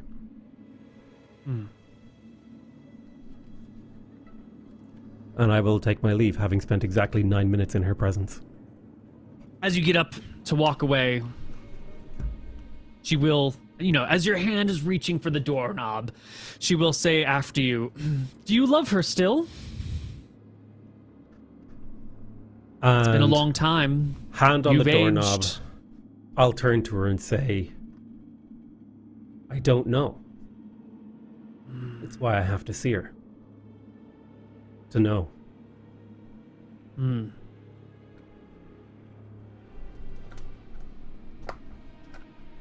Okay, then. Have a good night, Renatus, she says, using your old name. And I will give her like the most sarcastically overindulgent, like outrageous, but I'm like sweeping, like my hand spins like 12 times. I'm like, my lady inquisitor, oh, may the road rise to your beautiful petite feet. She keeps like a smug, deeply amused, wry smile upon her face as you do this and watches you walk away. And you think as the door is closing behind you, you hear a small bit of like chuckling laughter. Okay, perfect. Okay.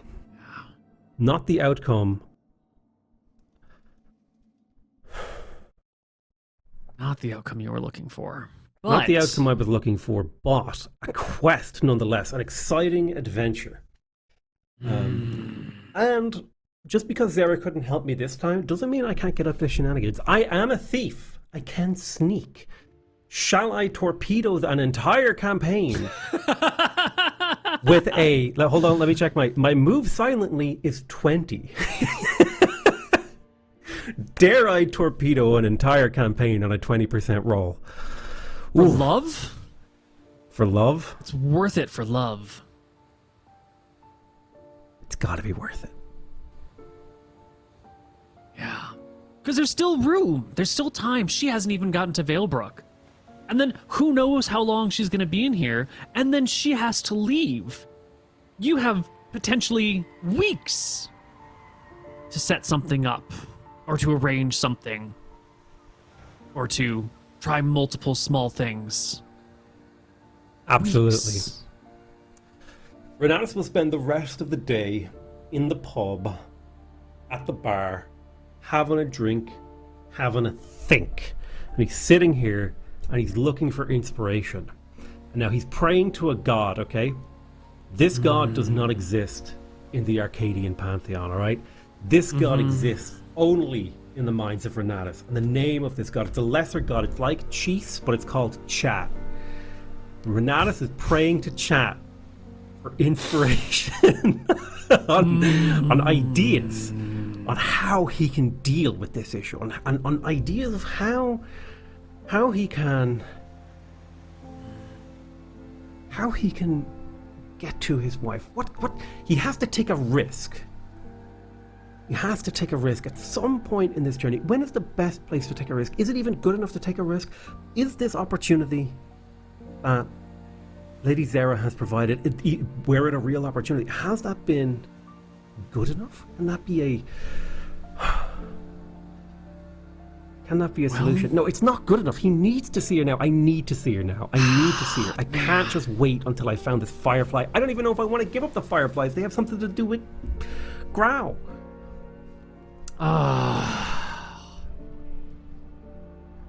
It's a tough one. Well, why doesn't Ren wait in the bar, cup in hand, while we take our break? And we'll come back on the other side with maybe a plan and maybe just a hope and a prayer. Hello, everybody, and welcome back. We're in one of these taverns in Valebrook. I'm imagining this isn't like the nicest tavern you've ever been in. And it's late. It's after dark, right? So it's maybe kind of it's the sort of place to match your attitude, right? That's after dark. And kind of quiet here. People around eating, having some drinks. It's not particularly busy right now. Have you come up with a plan yet, Ren? Rather than go directly through to the plan that comes through Ren's mind, I think I'm going to do like the party debate, but with Ren alone, right? Because he can't bounce ideas off of August. He can't bounce ideas off of Arrakis or Grau. He has to sit here and think of them himself. He has to think of them and shoot them down himself. So the first thing he's thinking, he's like, okay, I gotta sneak in. I gotta sneak into the conference. I gotta sneak in at some point. Maybe I could sneak into the conference, figure it out. And he's thinking it through, and he's like, but what about the consequences? If I get caught sneaking into a conference, you're going to the bad jail. You're going to the jail where you don't see sunlight anymore. Everything is confiscated. Everyone who knows you is investigated. And Lady Zera can't pull you out of that one. That's like, God, it's too risky. I mean, he's like, if I was a better thief, maybe I could pull it off. But I'm a pickpocket. I ain't a sneak. I ain't a sneaker. So he's sitting there and he's thinking, he's like, well, okay, so that's out, right? But maybe can't sneak into the conference. He's like, well, but what if we could get into the palace somehow, and then use the dagger to hide in a room? What if I could pose as, a servant and bring the dagger with me, and then I hold the dagger for an hour and I hide in shadows and I wait until and he's like, well, fuck, I have to find the right robe and I have to figure out how I'm going to disguise myself as a guard. I mean, I have the time, but I have to disguise myself and I have to hope nobody notices me, and I don't have any magic and I don't have any backup, and if I get caught, I don't even know the castle, I can't even get out. And he's thinking through all these things, right? He's thinking like, how can we do it? How can we make it happen? How can he meet her? And it's like, there's no easy way. Every way he does it either sacrifices time or safety. And like, he even thinks, right? It's like, what if he appealed to the heart of the warriors, of these people? What if he appealed and said, listen, please let me see my wife? But these are Vantis warriors, men who know. They would know that the husband of Lady Fausta is an outcast murderer, but supposedly meant to be dead. And they would think, goodness. They wouldn't think, oh, this is a man, beautiful moment, man reunited with his wife. They would think this is a traitor to our people who is standing before us, ready to be cut down. A liar. A scoundrel, liar, a cheat, thief, a scoundrel. cheat. Absolutely. Yeah. Is there anyone else? Is there anyone else who you could appeal to? Is there a way that you could... Is there an in-between person, maybe? No? Because she's going to be in her guard's company whole way through, right? If she's a diplomat, she's going to not be staying in inns and taverns, but in fancy estates. Who was it that lived in Jaden? Do we know the nobles there? There's a bunch of nobles in Jaden, yeah. I don't know if you are friends with any of them. I don't think so. I don't think you've made any Jaden contacts yet. Also true, I just prayed to the god chat, and they pointed out that Neil didn't say, hey guys, welcome to Save or Die with my favorite player. And I'm going to be honest, I'm taking that personal. I'm taking that personal. I'm going to remember that. But carry on, what were you going to say? I was going to say, you've made friends in Swampside and in Keygate a little bit. Not the bricks, but you know the guard, the captain of the guard in Keygate. And you're sort of friendly with him. But you personally were friends with the nobles in Swampside up until you sided with the Imperialists. That was it. Yeah. Actually, now that you're looking at it, for friends in high places, Zara's all you got right now, I think. Even after I saved that tax gold. Ugh. Well, that's true. You might have some... Well, see, that's the thing, is that you did a good thing, and all the Imperialists would side with you, but you never got to, like, meet any of them afterwards. And so they heard that it was saved, but they never got to, like, see the guy who did it. Yeah, we kind of So left that real goodwill quick. is sort of... Yeah, that goodwill is kind of lost or wasted. Maybe you could explain, like, hey, I did this good thing for you this one time, but that's a mouthful. That's a lot of explaining to do. And then they're like, is this really the fucking... And then they would have to check, is Lady Zara? And then she's like, Right, is it's he just... still in town? Like, what is he doing here? Get the hell, get back to your Right. post. Right. Is there a distraction you could make? Could you, like, distract the guards and hop in the palanquin with her? I mean, the carriers will feel the weight, I'm sure, but what if you just killed them all? Have you thought about that? What if you just murdered all of her guards? During the darkest moments, as Renata stares into his pint, his tankard, as the slurry of unthinkable bilge at the bottom of this cup swirls, he thinks of waiting until the guard is up, waiting until Barry is on watch, knowing that Barry is the easiest mark, and killing Barry just for a moment with his wife. And then Renatus remembers he has an ability called Mug,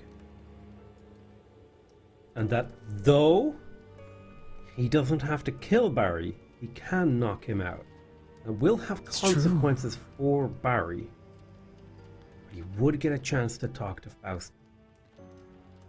If the dice cooperate. If the dice cooperate, all he has to do is get close. One night, and a plan slowly starts to swirl in Renatus' mind. One die. The coalescing of the greatest Hail Mary possible, putting his fate in the die.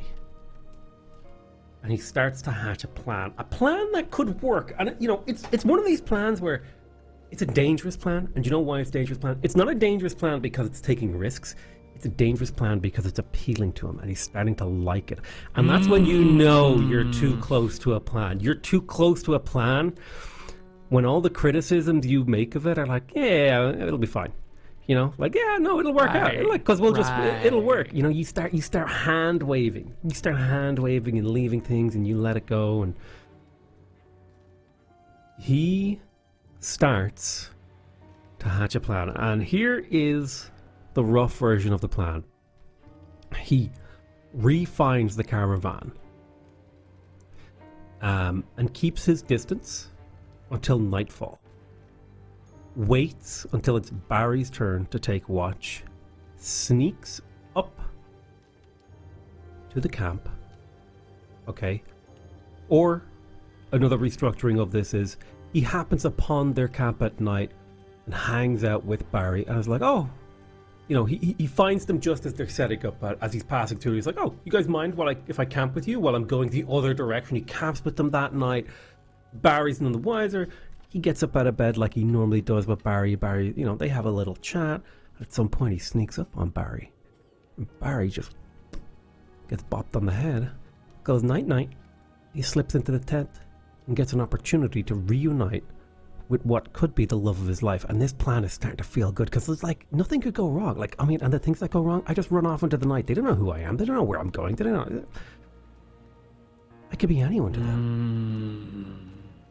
They don't know who I am. And I've got this magical dagger.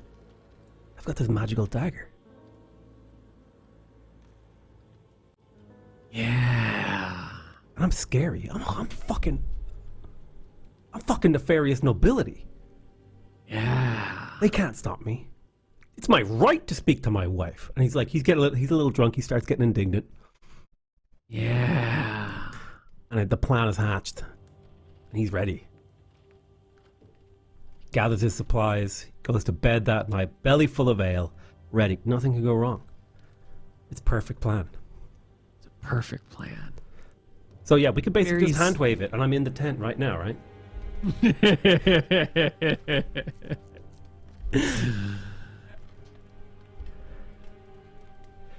I put my hand in the fate of the dice. Take a big chance. I'm not putting my party at risk. I'm not putting anyone else at risk. It's just you. It's just me. And this magic dagger. But that's okay. Who cares about Arrakis' hopes and dreams? Exactly. Listen. Who cares about the party's money? It's fine. These things don't matter. Your dogs have caretakers. It's just money, okay? Listen, I'll play one of the laborers if I get killed. It's fine. It's fine. It's fine. We're gonna make it work, okay? It's gonna work. I'm gonna roll well. Right, watch. Look, I'm gonna roll. I'm gonna roll a 1d2. It's just one thing. And this might not be a thing. I just want to kick it out there. What if they don't camp? What if they stay with local nobles? And aren't they actually gonna be in a caravan of a whole bunch of other? Didn't they say in Keygate that all the diplomats were gonna go in one big procession all the way to Valebrook? Yes. It might not be just Barry awake. Yes, but here's the thing. They're not all going to camp super close because some of these minor kingdoms aren't going to like each other, and it's going to be a bit like... That's true. It's going to be a bit like seating a wedding for people who don't like each other, right? Yeah. You can't have John sitting next to Paul. Paul fucked John's wife. John's wife did some other crazy shit with Melissa, and you got to do 4D chess graph theory to try and make sure that no shit breaks out at your wedding. You know what I mean? Mm-hmm. And so the camp, maybe Vantis. Nobody likes Vantis because they're too upstuck and hoity and toity. And maybe they kind of sit off on their own in the camp. They're on the edge of the camp, facing away from, because no one wants to see them. No one wants to These are hang out fucking dumbass problems. Yeah, we'll go to bed. And in the morning, we'll head back on the road the other way, waiting to run into them. Perfect.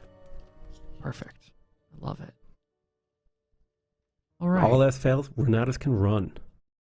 He's got legs. Got 2 good legs. Yeah. You'll be legs. Fine. 2 good legs and a +2 dagger. That's all we need, baby. Well,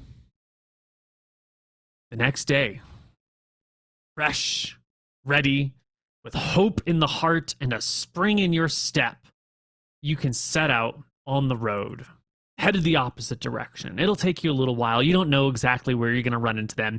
You might have to travel for a few days, but you can do it, right? You'll find it. You'll get there. So just to describe what I'm trying to do is, I'm trying to catch sight of the caravan without them catching sight of me. And then I'm going to stay far enough away until I think it gets to dusk. And then as they go to camp, I'll kind of rock up. That's the plan. Well, if you're heading one direction and they're heading the opposite direction, it's a bigger caravan. They're going to be kicking up dust on the road. You'll probably be able to see something. But then you're going to be in a position where you either have to wait to recognize them and then turn around and go the other way, or hide off on the side of the road, wait for them to pass and then come up from behind them. What's the approach? And if you look at the map, between you and wherever they are is mostly open grasslands. So there's not a lot of hiding places around here. I think only a few days have passed, right? And they were going to leave 3 days after. So I think I can, if I go fast, I think I can get back to Jaden before they get to Jaden. And then I've got forest cover on the right.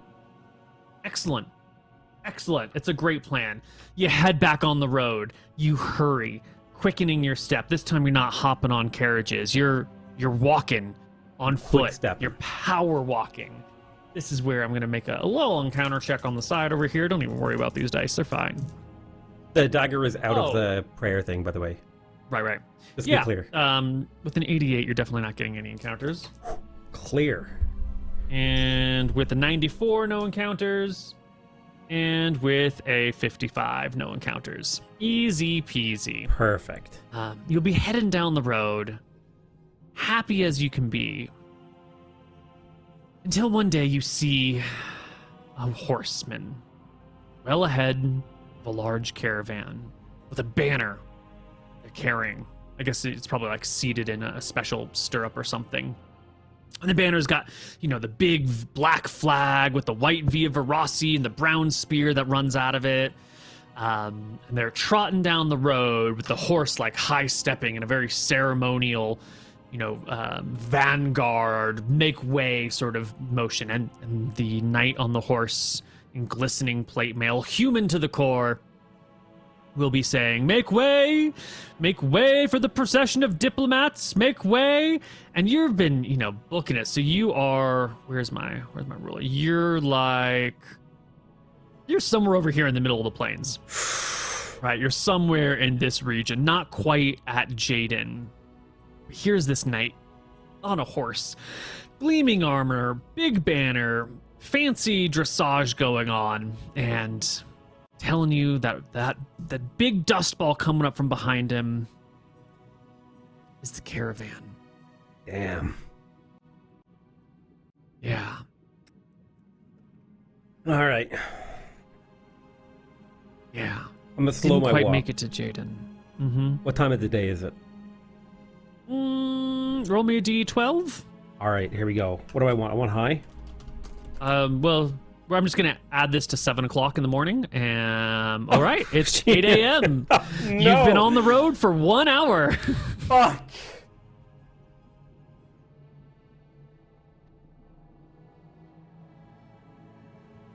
Oh, okay. Early morning. Everyone is fresh. Bummer. But that's okay. Your plan is flexible. Your plan doesn't require... No. The plan is so good we stick to it.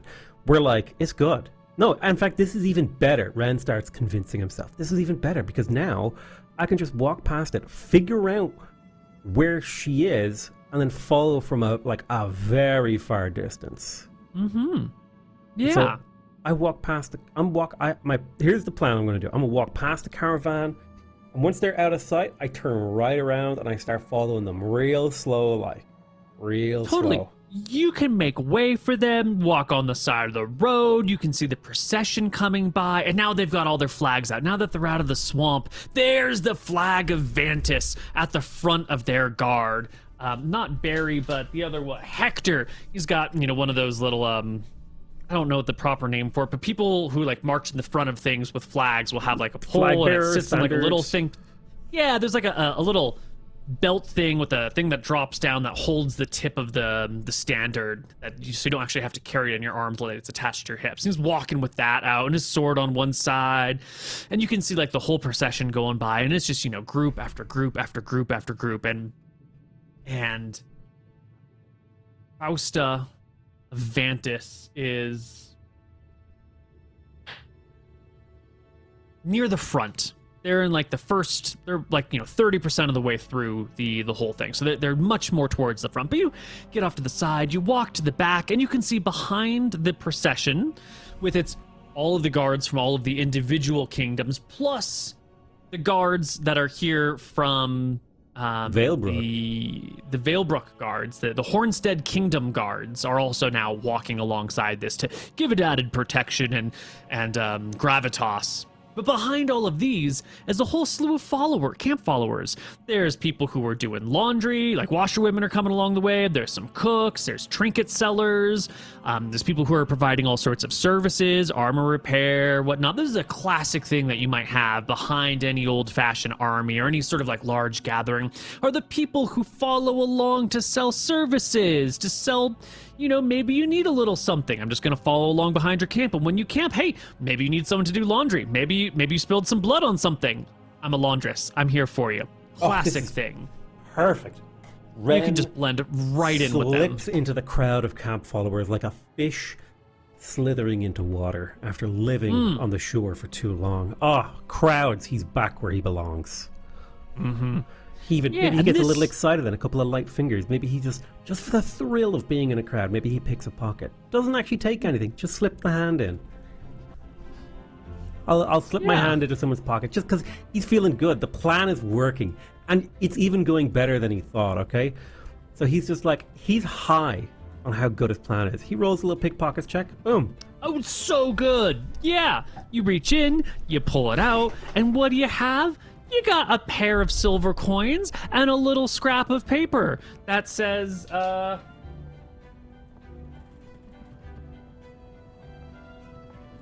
Rappenel. Rapinel. No idea what Rapinel means, but it's along with 2 silver coins. Ren stares at the note and takes a double take of the person he slipped his hand into the pocket of. Yeah. It looks like a trapper or a hunter of some kind. Someone who's, got outdoorsy gear. They've got a bow. They've got a big pack on that's like clanking pretty heavily with some rope attached to the side of it. They're wearing like soft leathers that would be good for maybe stalking someone in the woods. They must be some sort of hunter or trapper or person used to traveling overland, maybe a ranger or a forester, something like that. This might be a weird Scout. question. Yeah. Like, different... You can kind of tell where someone is from by looking at them sometimes. Like, you could tell, like, oh, this guy's from, he looks vaguely Eastern European, or he looks kind of like, American, or he looks, French. Yeah. Kind of. Where does it look like this guy's from? Do I get a vibe? Is he passing to, like, what kind of vibe am I getting?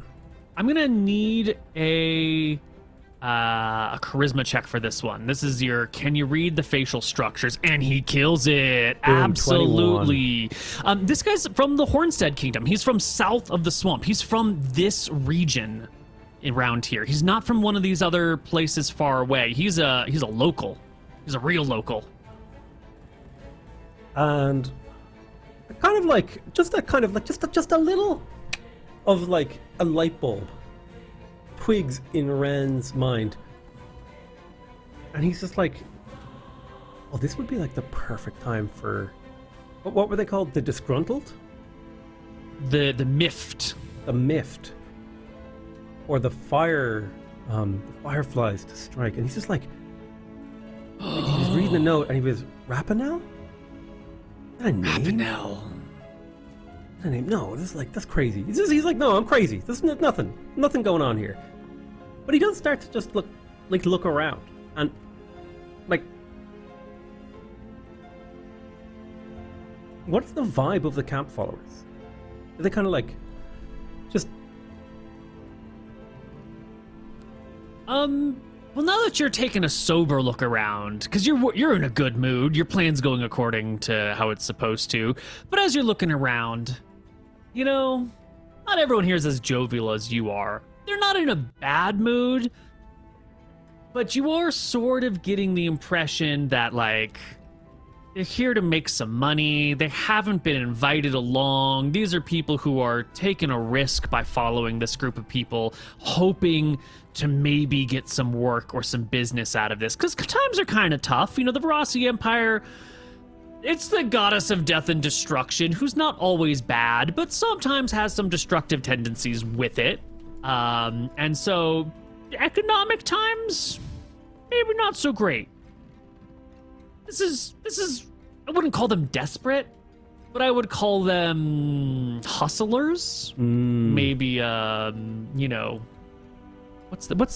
the terms the kids are using these days? They've got they're on the grind set. They're they're drop shipping. They're drop shipping their way up the chain, baby. These are the drop shippers of the medieval era. They're drop shipping services to a camp. They're gonna use their grind set with their drop ships and the marines, and then stim them and take out the spawning pool. Absolutely. And then I'm gonna warp in zealots, and then I'll hit you with my immortals, and then I got those. Because if we can all agree on one thing, it's fuck the Zerg. True. Yeah. Fuck Zerg.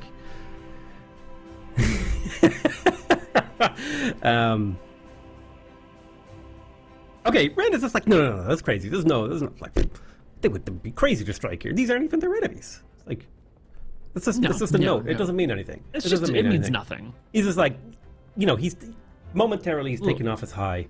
There is that little tiny twinge of him that's like, what if something could happen to Fausta?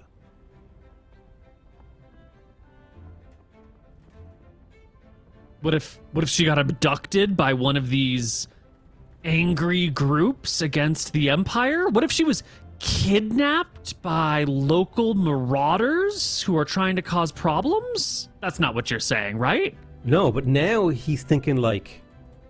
He was thinking he was just going to make an attempt to see his wife, and now he's thinking he's got to make sure she gets to Valebrook safe.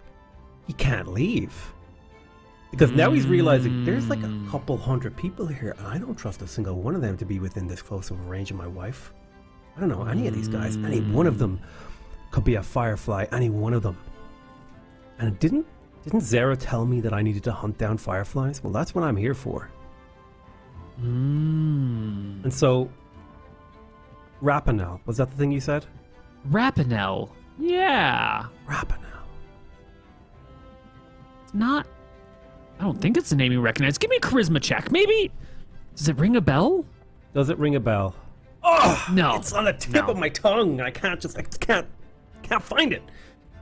There's like an actress or something, or maybe a musician whose name is like Chaparral or something like that. It's one of those like close names that's getting stuck in your brain, probably. I wouldn't think too much about it. The old age. The aging is getting to me. Can't quite. It feels familiar. It feels significant, but maybe it only feels significant because I'm too close to this. It could be meaningless. Maybe it's something he scribbled down and only has meaning to that trapper. Maybe it's an acronym or an abbreviation. Maybe literally it's just like the name of a person he's supposed to find. But there were 2 coins with it, 2 silver coins. Well, you have all day walking with this caravan. You can keep an eye on that person. And sure enough, at some point in the day, their hand will go in their pocket, and then it'll come out, and they'll look a little panicked, and they'll do the like, wait, where are my keys? And they'll start patting themselves down, and then they're gonna start looking around a little bit. I'll slip over to him as he's doing this, and I will hand him the note with the 2 coins, and I'll say. Oh, thank God. By the gods, thank you so much. You dropped this. Should be more careful. Oh, I thank you so much. How did you know? When did I drop that? Oh, it was a while back.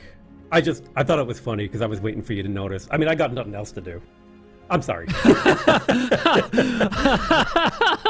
got a sense of humor. Yeah, absolutely. It was like, thanks, buddy. Can you read? What did the thing on the note say? Rapinel. It's the magistrate from Holy City Emberstone.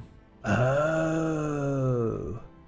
Yeah, last year when they had the big council, the big meeting of kingdoms, they held it over in Holy City Emberstone. And you know how they are, bringing it over here, switching around where the meeting is every year so that no one, gets too much honor, not enough honor, whatever. Or not enough money, am I right? That's we all know that the coins move the kingdoms. Damn right. It's what moves me, I say, and then I slap my rat coin pouch that Grau made me, and it jingles heavily. But I'm supposed to meet with Lady Rapinel. If I can get a word with her, I think she's already in Valebrook, and I got a little gift for her, but I'm so bad with names. If you give me a name and then expect me to remember it a month later, it's not going to happen. So I wrote it down, and that way I'm not going to fumble over it when I talk to her.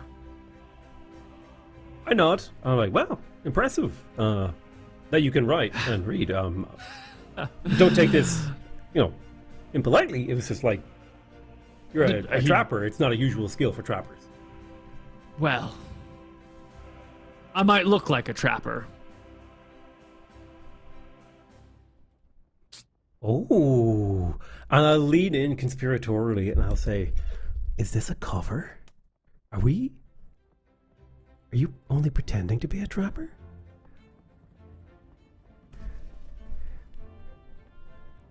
Technically, yes and no.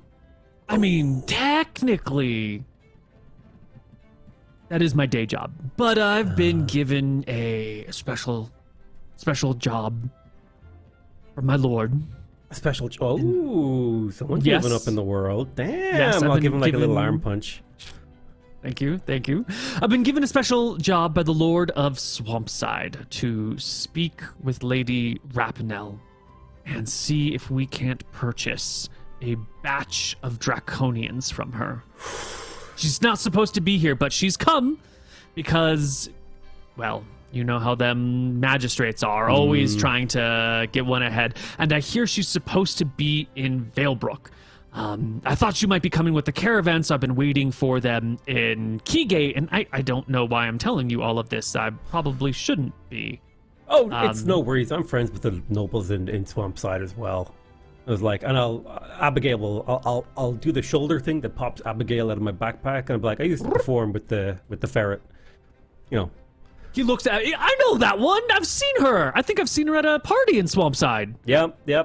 I'm friends with a couple nobles there. Although they stopped answering my letters. But you know, you lose Gives a favor, you half-hearted gain shrug. favor. Yeah, it happens. Yeah. Well, they were hoping to get a batch of Baz Draconians, and some others too. And, I'll let out like one of those whistles that like only people who work trades after you've told them you want to do a really expensive job can do. It's like one of those. It's almost like a bomb dropping. It's that kind of like those will cost you. Yeah, well, I figure. Well, my lord figures since this is only for kings and queens and diplomats. And that since Lady Rapinel ain't really supposed to be here, that sticking his nose into the hornet's nest might be more painful than he's willing to do. But little old me, I'm just a trapper, you know?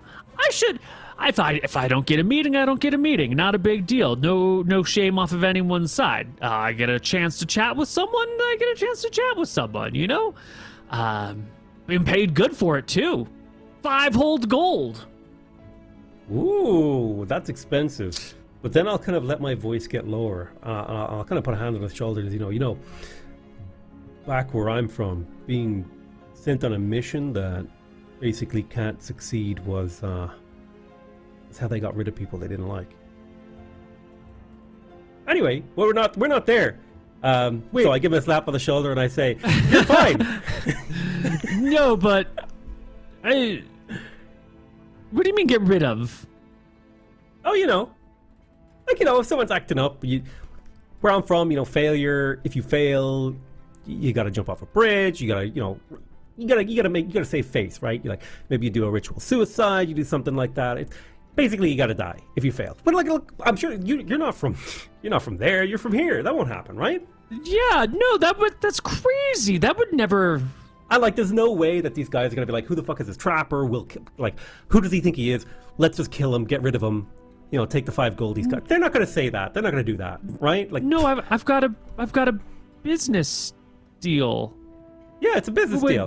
They're never gonna say like, oh, you know, why are you wasting our time? And who is this guy anyway? Also, he has money. Let's get him. That'll never happen. I don't even have any money. I just have the opening proposition, right? Oh, that's true.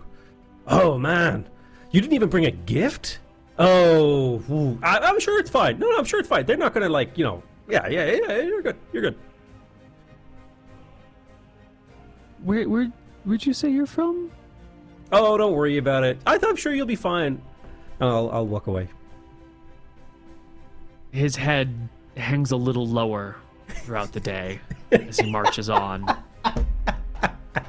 But eventually, night comes. Oh, glorious nightfall.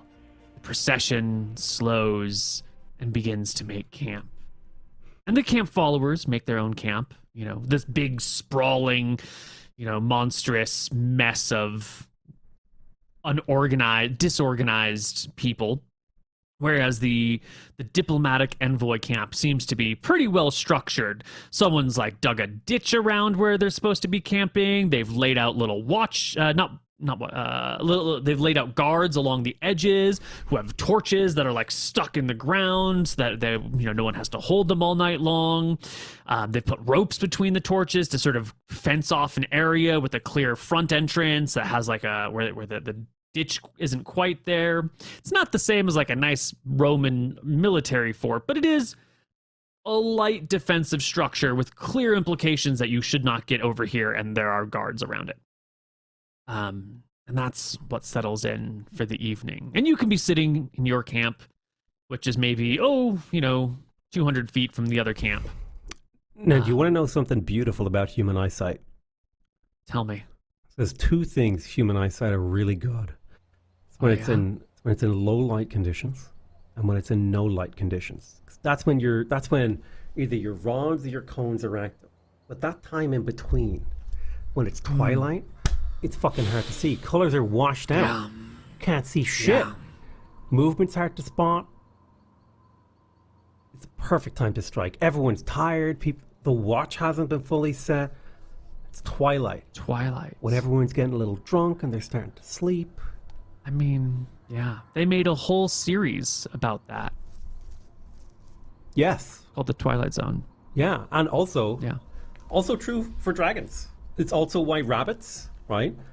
Did you know that rabbits are not nocturnal, nor are they, is it diurnal? Is the day one? They are crepuscular, because rabbits are active at dawn and dusk, because that's when the sun is most likely to be in predators' eyes. As a predator swoops down from above, the light doesn't work as good. So they get active in the morning and the evening. So that's the perfect time. Eyesight doesn't work. Right? That's that's Ren's logic. He's like, yeah, best way I'm prey. Best way to evade a predator? You go when the prey is active, right? Perfect time. Everyone's going to expect someone to come at night. No one's going to expect someone to come at twilight. That's when things are winding down. There's no way they're expecting. Right. Excellent. And they've got banners out. You'll be able to spot the Vantis camp from miles away. Well, from, tenths away. Absolutely.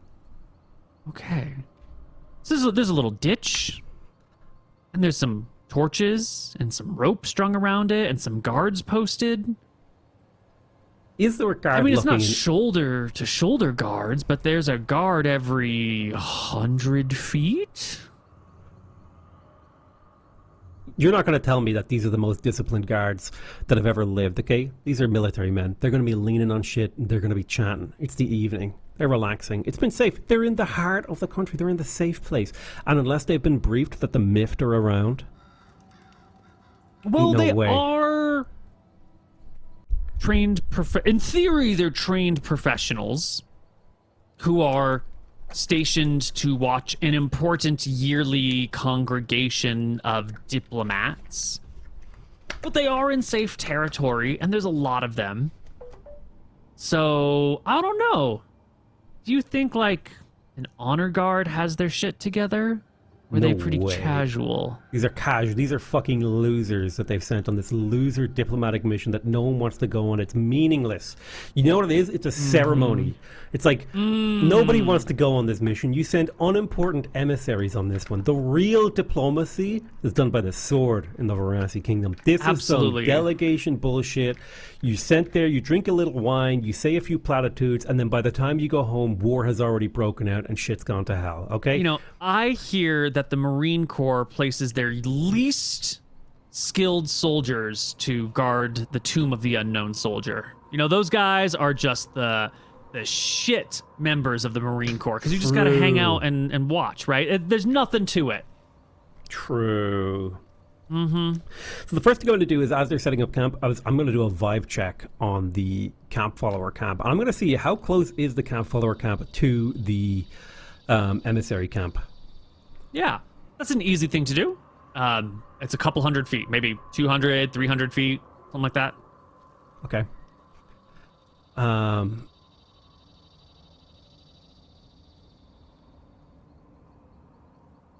Okay. position myself near enough to where I can watch the guard patterns. Are the guards stationary? Are they marching? Are they moving No, around?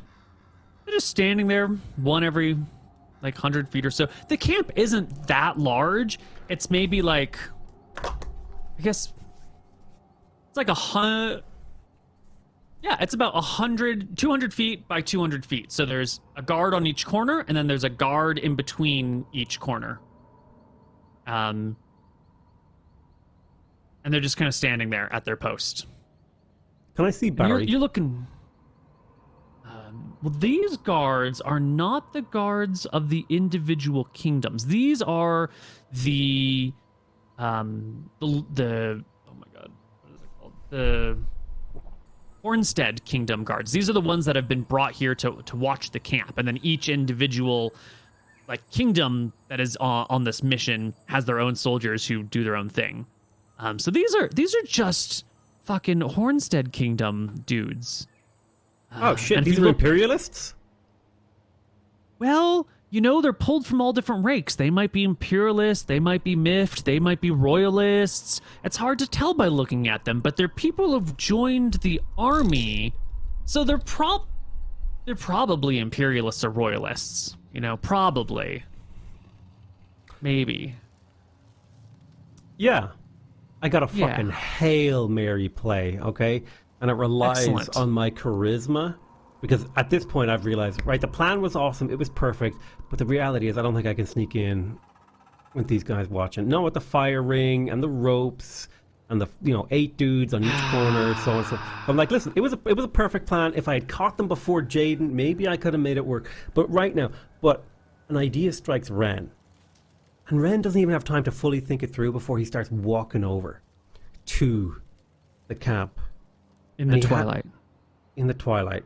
And he has a hand up, but he's trying to get the attention, right? You say there's like a dude here, and then a dude on each corner. And I'm trying to get the attention of the dude here. And I have my hand up, and I'm waving, and I'm walking very quietly. And I'm doing this, as if to say, shh, be quiet, be quiet, be quiet. Like, I'm coming, like, be really quiet, I'm on my way. You can see the guard sees you, and he looks to the guards on his left and right, and the guards on his left and right both, like, nod at him, and they look at you. But everyone sort of stands by and keeps their post. And before them is, like, a little trench that's been dug. It's maybe 2 feet deep or so, just a little bit of a down and up, and then the guards get to be there. So if you have to fight them for whatever reason, they're on the high ground, and you might, if you were to charge at them, you would have to like stop. You could never charge these guards because that trench, and they'd get a +1 to hit against you. Not a big deal. Yeah. But he waits for you to come at least to the other side of the trench, and then he'll like hold up his hand and tell you, And I stop there and I say to him, hey, I have a report for Lady Fausta of the Vantis Kingdom. Could you bring her to me? Also, I have a bad vibe from some of the people in the camp. And I'm speaking with like my etiquette here. I'm speaking like very calmly and clearly. I'm saying, I suspect there may be a few who might be up to no good. Yeah. And I'll kind of take out a piece of paper and I'll start writing down. Start writing down. He reaches into his shirt and pulls out a small whistle that he's got, and he gives it like 2 short bursts, just like a boop, boop. Oh shit! What is he doing? And he just waits. You're pulling out a piece of paper. You're writing something, yeah? Yeah, I'm writing a bullshit report of like, here, this dude, and I'm like writing down bullshit descriptions of people I've seen in camp, and so on and so forth. And I'm like, here's like, and I finished the report, and I reach out over the trench, and I'm like, here, descriptions and names of a few people in camp that I have suspicions of being, suspicions of. And I just reach out over the trench, and I'm going to hand it to him. Well, he waits, and he keeps glancing over his shoulder, and pretty soon, walking up, is this like tall woman, like a really tall woman with a breastplate on, and it's like half plate armor. So breastplate, some thigh things, some forearm things, but not the full 100% covering. And in tow, she's got 2 guards who look frankly a little bit frustrated to be out here right now. And she'll come up and see you talking to this person and step in front, right, and step over that little rope that goes between the torches. So she's on one side of the trench and you're on the other side, and she'll give you like the furrowed look. It says, "You're not supposed to be here." No, I'm not, but I'm trying to be quick. And I work for Is there ladies... trouble? Not yet, but there quite possibly could be. I work for Lady Zera in Valebrook. Your employer also. Do you not remember me I was guarding the path between Keygate and Pipari? You may not have seen me. She shakes her head. Anyway, I wasn't involved with that. No worries. I think some people from the Vantage And camp I don't will... work for Lady Zera. I work for the Hornstead Kingdom, she says, making a distinction that only the locals would care about. My apologies. I too am employed through Lady Zera for the Hornstead Kingdom. And I was passing through on my way back to Keygate, and I decided to stop in the camp because I got a... And I'll kind of tilt my head and stop for a moment, and I'll say, I got a bad vibe from a couple of the people in the following camp. And I did some investigating. Really? Yeah. She'll motion to the two guards with her, and she'll cross the trench to your side. I'll say, look, it's nothing concrete, but if there are any troublemakers here, these are the people that I think they are, and I'll hand her the piece of paper that I wrote like kind of bullshit on. Will you point these people out to me and my men? There are descriptions there. I do have other duties that I need to go and perform. I do, however, have a message for the emissary from Vantis, if I could have just 30 seconds in her presence. Whatever you need to say to her, you can write it to me. I'll hand it to her guard, and if he deems it necessary, he'll hand it to her. Unfortunately, this meantime, message is much more private. But I do need to make my way. You have time to point out potential troublemakers. Yeah, I'll start giving her... I'll explain, like, I got a couple bad vibes from a few people, but I didn't get too close to them. I have a couple names. She'll motion towards the camp and just be like, just show us. We'll just have a quick chat with them. Sure. Okay. She, with her two soldiers, will walk with you towards the group of camp followers. Who are you going to pick out? I point out the trapper. Because he's gonna talk to the police and get himself killed. I know it. Yeah. I'll point out, like, I'm gonna find the most stereotypically just kind of like dudes who look like they could be up to no good possible. Like, there's got to be a couple of thugs. There's got to be a couple of cutthroats hanging around here. And I will point them out. At least people who could look like thugs and cutthroats, right? Yeah. They don't actually have to be. They just have to... He might just be a butcher, right? You know how, like, butchers are kind of just always meaty dudes? Or meaty women or whatever. They're just like, this kind of like, they're just beefy people. And yeah, you can point out a couple of beefcakes. Yeah, I'll just be like, look, again, it could be nothing, but you can't be too careful around emissaries. And I'll point, and this is kind of like the logic. I'm just saying, like, hey, I got a bad vibe off a couple of these people. Worth questioning them. Yeah, she has her people pick them up and, round them up. You go through, grab a couple of folks, and then they'll walk back in the direction with you in tow towards the other camp and stop about halfway between the two camps. And she'll leave her two people with this group of, 4 or 5 or 6 or however many you've grabbed, who are all deeply uncomfortable and not sure why they've been pulled out of the camp. And then she'll step away with you for a little bit and say, I would like to thank you, good citizen, for seeing something and saying something. In times like these, we work together and we succeed or fail together. We'd like to personally thank you for your contributions. Yeah, I'll stick my hand out and I'll say, absolutely not a problem. She will shake your hand. This kingdom has become my second home.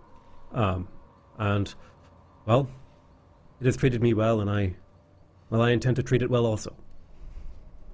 I am Kel Genevieve Seltzer. Kel Genevieve Seltzer. Pleasure to meet you. I am Renatus Fur. Pleasure. Pleasure to meet you also. However... Did you have a letter for me to pass on to the Lycian unfortunately, emissary? This message is of a delicate nature, and must be passed on personally. Stand with the guard. I will bring her bodyguard to you. Let him deal with it from there. Very well. All right. And she'll walk you back to the guard, leave you on the far side of the trench, away from the camp, cross the trench. And you can hear some sort of cries and pleading sounds coming from the growing darkness behind you as those 4 or 5 or 6 or whatever people are interrogated by the pair of soldiers. Doesn't look like any violence is happening, but there are some sounds of distress. Yeah, hard questions. People in uncomfortable situations. About 5 minutes later, Jax. What was his name, right? Drax. Yeah, that's totally Drax. That's it. Drax will come on out towards you. You'll see him in the light of the torches. He'll furrow his brow as he approaches, and he'll come to the edge of the rope. His arms crossed. Good to see you again, Drax. You must be Renatus Fur. That's right. Yes. I remember you from the swamp. That's right. I helped you reach Keygate safely, and I also protected you from a Hydra. Yes, and now you have intimate knowledge for the Queen of Vantis? Not quite. It is for the emissary, specifically. It's of a personal nature to her. Yes. Her Majesty, Fausta of Vantis. Ren will pause at that. Her Majesty? My goodness. I had no idea that she had that it was the Queen here. I'll kind of bend. I'll kind of go to a knee, as you should, and I'll say, I had no idea you were a royal guard, sir. You should have told me. How personal can this letter be if you do not even know to whom you're delivering it? I knew it was to Lady Fausta. I did not know it was to the Queen. Forgive me, I haven't been updated on the politics of Vantis in a long time. Well, tell me what it is you need to say, or that you wish to speak. I have been told that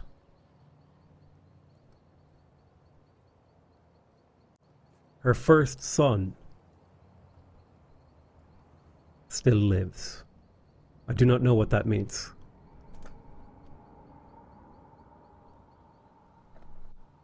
But I bid you a good evening. Please carry that message to her. Hold on. Fausta's first son? I don't know what it means. I was told to say it to her. Who told you to send this message? I received a letter in Valebrook when I was passing through. A letter was sent to you to send a message to the Queen. I didn't realize she was the Queen. I thought she was just an emissary. Don't shoot the messenger. You know what they say. You spoke her name last time we met. I recognized her. When I initially met your caravan, the cloth curtain had fallen slightly, and I stole a glance. But I didn't realize she was a queen now. I knew her many years ago. You said you were from Vantis. You never said you knew anyone in the royal family, or anyone of note. Who are you? Why are you receiving messages? Who is this letter from? You have a lot of explaining to do, and you should begin to speak quickly. I have explained. I received a letter, and I was passing through, and I gave you the letter. Whom? I don't know, a messenger gave it to me, and I'm passing it on. I don't know what it means. Just randomly, you received a letter in the middle of nowhere about a woman who you saw once nowhere. upon a time, a long time ago. I was in Vantis, and I knew it was foul. Look, maybe someone heard me bragging in a bar that I was drinking, that I knew the emissary. Who knows, right? People... Words travel. I don't know how I got this.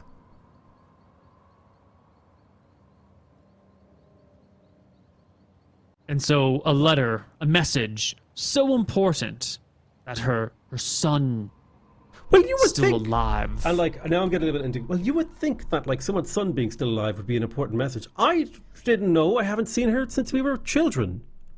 An important message that was delivered not to her, but to a man who might have once known her. Yes. It sounds absurd because Perhaps it you is. should come on this side of the rope, and we can have longer chat with Kelseltzer. Well, I don't think I will. I think you should, and you should not mistake that for an offer or a request. And you should not mistake it for a possibility.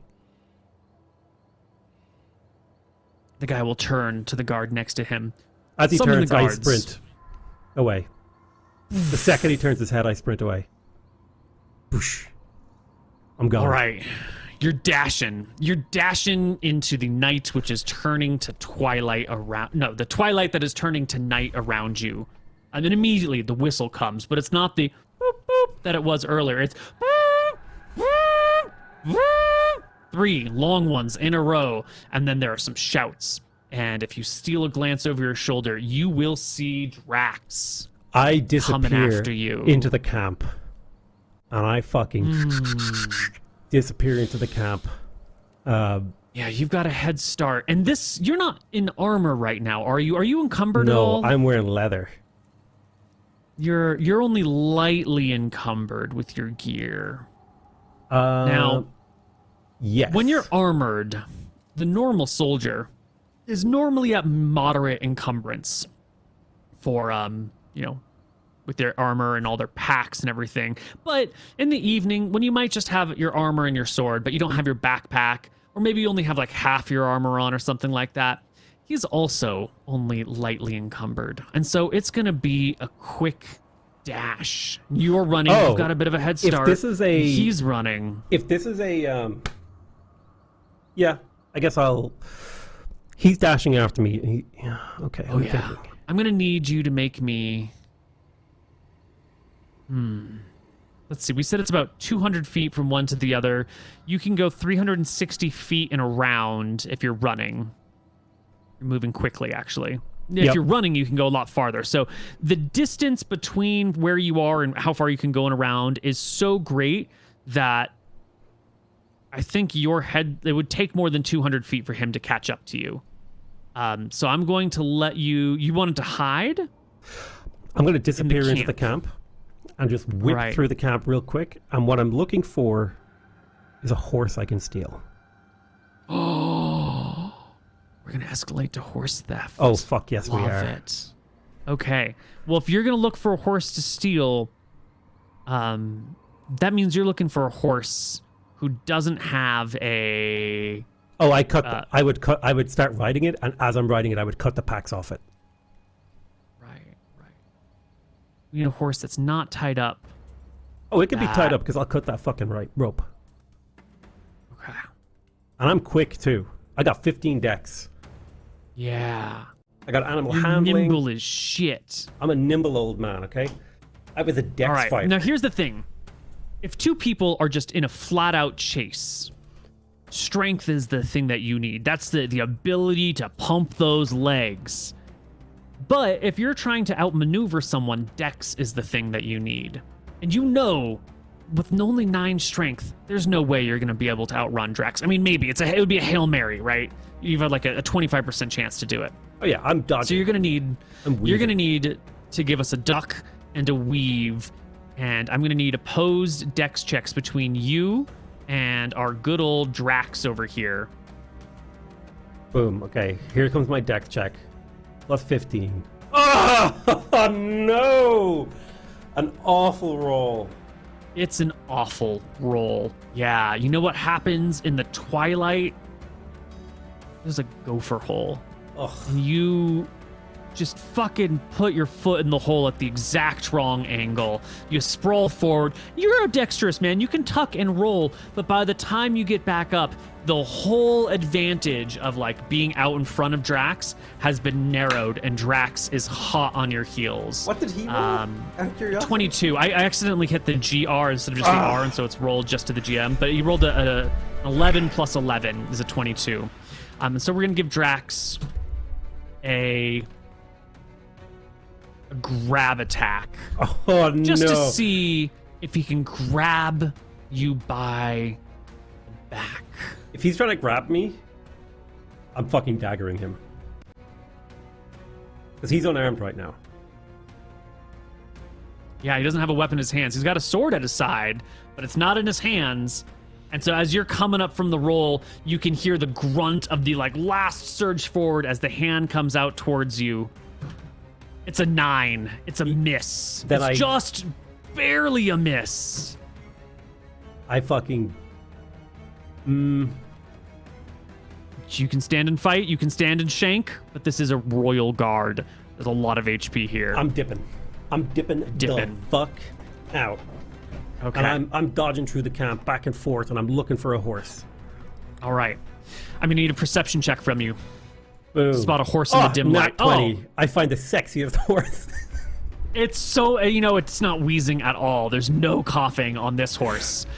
Okay, now the next thing I'm going to need from you is either a strength check to sprint to the horse or a dex check to dodge to the horse, opposed by Drax's I'm dodging. dex or strength. You're I'm dodging? All to right. The horse. Boom. 26. Oh! Fuck! To Drax's 30! It's amazing. You duck, you dodge, Drax is like a little bit behind you, and then instead of doing the same like little weave that you do, Drax just like long jumps and high jumps over a tent, like clearing the distance, getting close enough to make another grab attack at you because Drax wants you for questioning. It's a 12. What's your... 14. I'm a dipper. 14. I'm a but that's dodger. with your armor. Well, it doesn't matter if you're wearing armor. He just needs to get a hand on you. So it's your 11, 10 plus your 1 for high dex. Drax grabs hold of your armor. The back of your leather armor is what he grabs. When you are like right next to the horse, you're just inches away from the horse, and Drax gets a hold of you. Now, he still needs to make a strength check. Okay. So there's a possibility that just a grip on you isn't enough. So give me your strength versus Drax's strength. Oh, Ooh. he beats me. Yes, Oh, but yeah, neither roll. of you succeed. So this is a situation where he grabs your armor. You try to wriggle free, and the both of you just topple to the ground in the struggle where you pull him off balance, then he falls, but he holds onto your armor, and then the two of you just tumble to the dust, both prone. Drax, I'm going to try to get up initiative for movement. Yeah, we need initiative now at this point in time. Oh, shit. Boys, I'm rolling dice for my life here. Okay, initiative move. Oh, You're I get a first. second. You can. I mean, he's still holding on to you though. Is the problem? Is he's got a grip on your armor while you're both prone, so you can get up, but you're still going to need a strength check to break free, versus his strength, and he's got 15. He's got a good arm on him. Is he still prone when I'm up? I guess it would be hard for you to stand up while he's holding on to you, so the strength check would come as you're trying to stand, I suppose. Okay. Right? That makes 16 sense. versus No, you go to stand, and you're first. You're getting to your feet, but that hand is tugging you from I the attack him back. with the dagger. Oh my god! A nat 20 with this fucking dagger. 2d8 plus 2. Hold on. Hold on. Just hold your fucking horses, Jamie. I dagger this fucker.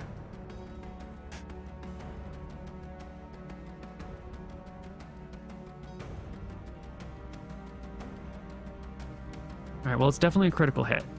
It's absolutely a critical hit. Yeah, you can't you can't backstab because it's not unexpected. But he is prone, right?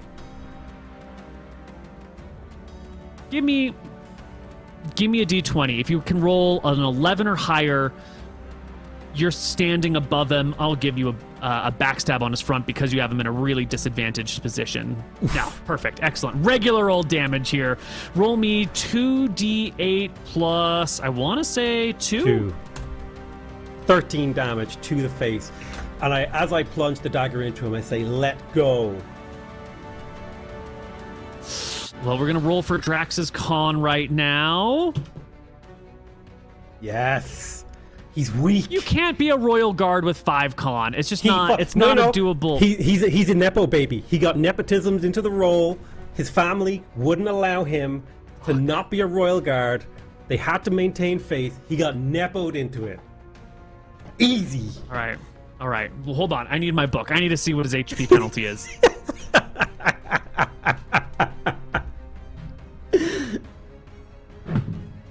All right. 5 con.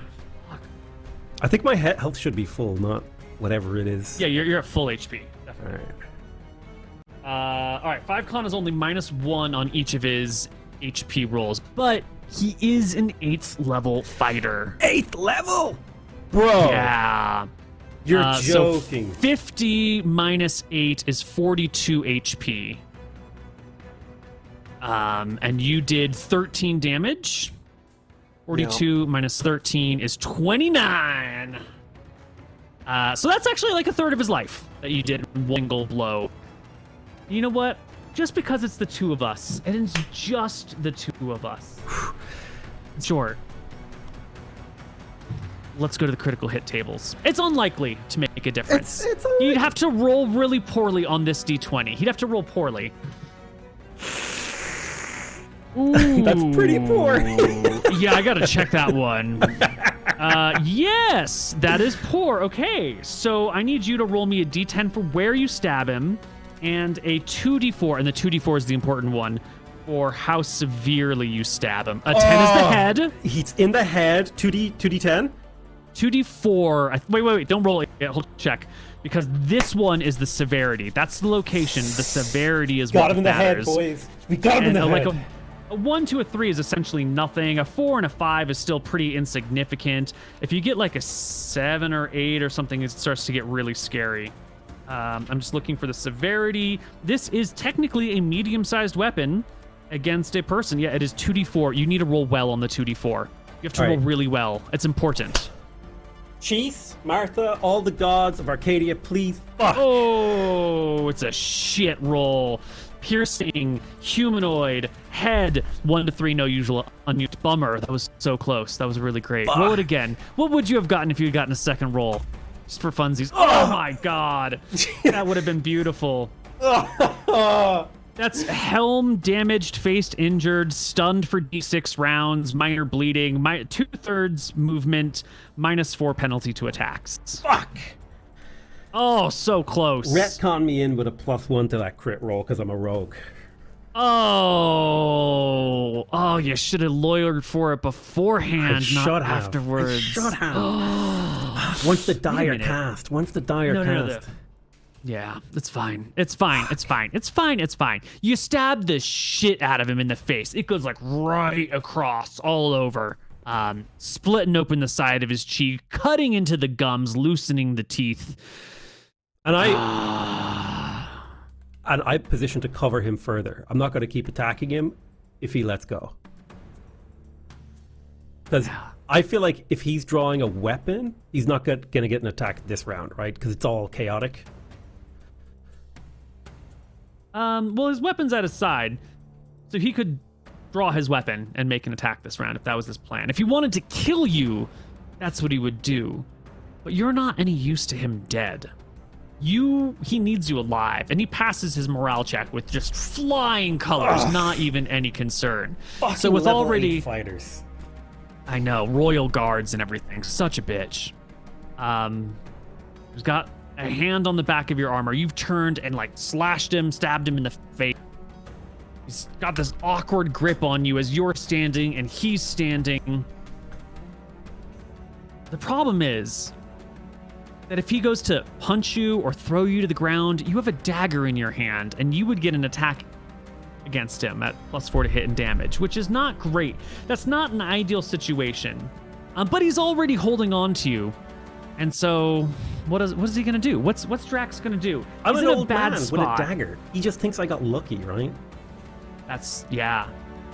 Well, you are also like appearing and you know things. He's suspicious of you to begin with, but you are what? And you did kill a Hydra. He watched you butcher it. So he True. knows you're not useless. I said to him, I don't want to kill you. Let me go.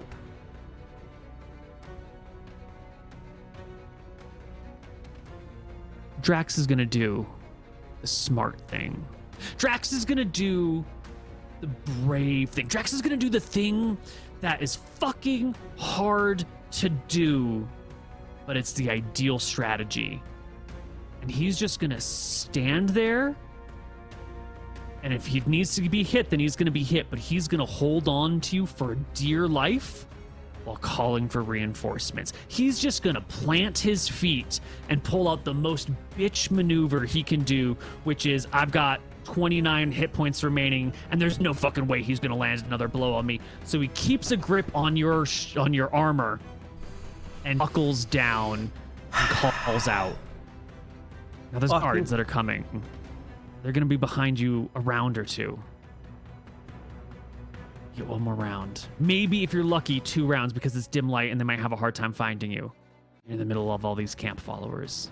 So you got a round. I stick my offhand into his mouth, like as hard as I can, like trying to muffle the sound of his voice. I don't care if he bites me, and then with my other hand, I'm stabbing. It's sunk. All right. Oh, was that the muffle? That was the muffle, I think. Okay, No, yeah, it you was said the muffle stab. first. It was a stab? I said All right. muffle first, but I rolled the stab dice. You did roll the stab as you said it. All right, so you go to stab again. It's a wild miss. He's a trained warrior. You go to stab him. The hand comes up, blade to the side. Your hand goes for his face. Just make me a regular attack roll against his face. What do you want, like a +2? Because that's my base attack. Yeah. Base attack. All you need is a 10. Yeah, you just put a hand on his face. And good old Drax is going to try and give you a charm, which I think is going to be, I'm going to give him disadvantage because biting a flat hand across your face is hard. I try often, and it usually doesn't work. Yeah, that's pretty tough. But when you roll well enough and you're an 8th level fighter, you find a way to just like turn your head to the side, pull it fast enough that he can sink his teeth into you. And That's I gotta don't be know what a 1 human damage. bite is. What's a punch? Maybe a D2. It's 2 damage. He bites into your hand. It bleeds. It's painful. But he's not yelling for the Oh, guards, man. and so No, since we're he's linked, not. I'm gonna try and move us away from this position. And use my Yeah. movement. All right, well, I think the 2 of you have managed to get to your feet now. Around you, barely in your field of focus, the local camp followers are getting the fuck out of the way. No one wants to be here. This is a terrible idea to be anywhere near these people, and so they're just backing off. The horse, just hanging out. Like, right next to you is where the horse is. Just like, you could touch him if you wanted to. Just chewing his cud, if horses do that. I'm gonna try and see move us. about I'm gonna go and try and move us reinforcements. closer to the horse. Mm-hmm. Do you want like a strength check to see if I can force him to walk with me?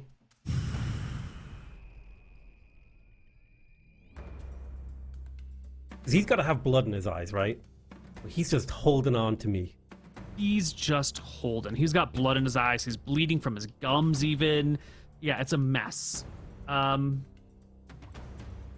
Yeah, I think you want to force move him. You don't need to beat his strength to just move him a little bit. How close do wait? How close to the horse do you want to get?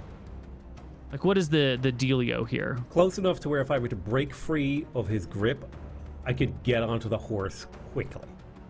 You're there already. You're already in touching range of the horse. You Oh, need well. to be. Fuck that. You're jumped over the tent and like dragged you to the ground as you were getting to the horse. I'm like, I gotta break free of this guy's grip. Okay. Well, this is the Hail Mary then, the next Hail Mary in a series of Hail Marys. I sheep the fucking or whatever. I try to break free. I roll a 19. Fuck yeah! Come on. He's got a plus 15 on his roll. Last time he rolled a 30. Let's see what it is. I get on the horse. Blood, the pain. It's all too much. You slip out of his grip. You throw yourself on the horse, and away you go. Fuck. If the horse has baggage on it, I'm cutting the baggage off. And I give zero fucks about this horse. I am urging it forward as hard as possible. This horse will die after I'm done riding it. You can ride it to the ground. But as you're riding away, as the terrible situation you're in, he knows your name. The other guard knows your name. Camp followers saw the fight. You pulled random people out of the camp and accused them of something. You brought a message about this woman. This is a complicated situation. If you flee, Drax and Genevieve, Kel Seltzer will be able to spin whatever story they want. They could lie. They could say anything about you. They could lie to make themselves look good. They could tell the truth, which is damning enough as it is. This is a messy, messy spot you've got yourself in. And you know what? You fingered the, what's his name? The trapper, talked with and got to know. And you mentioned that you were in Swampside and he saw you at one of those parties. You bonded over that. They're going to be able to find you. If you bail out of this right now without getting some sort of resolution, you're just going to be on the run again. What are you going to do? This is a tough, tough spot here, Ren. Your wife? Hold on. Who gives a shit about your life? Your wife is a queen? Yeah. That was where I was like, fuck, she moved on. And I just attacked one of our royal guards. To be fair, he was attacking me. He was. Yeah. Yeah, you got thrown for a loop by that. It was tough. It was this weird spot. And there is a moment here you. Where Renatus has a come to Jesus moment. And he's holding the Nightblood dagger in his hand. And he says, sorry, Arrakis. And he turns that horse around and he starts riding towards the envoy camp. All right. Now, we've talked about this camp.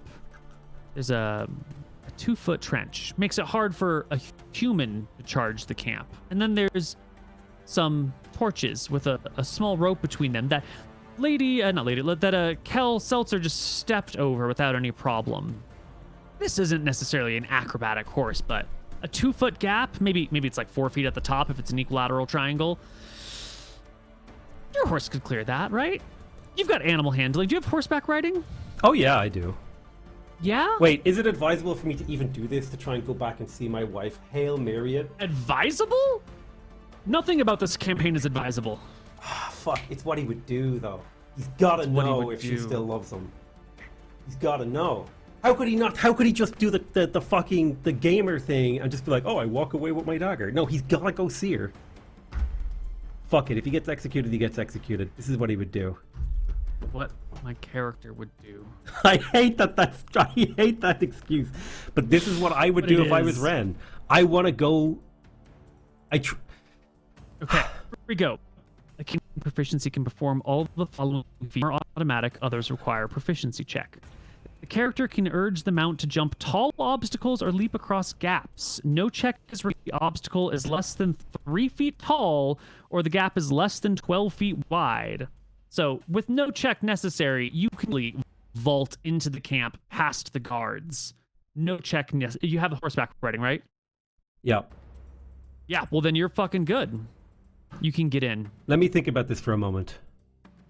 Let me just because this is a big fucking moment.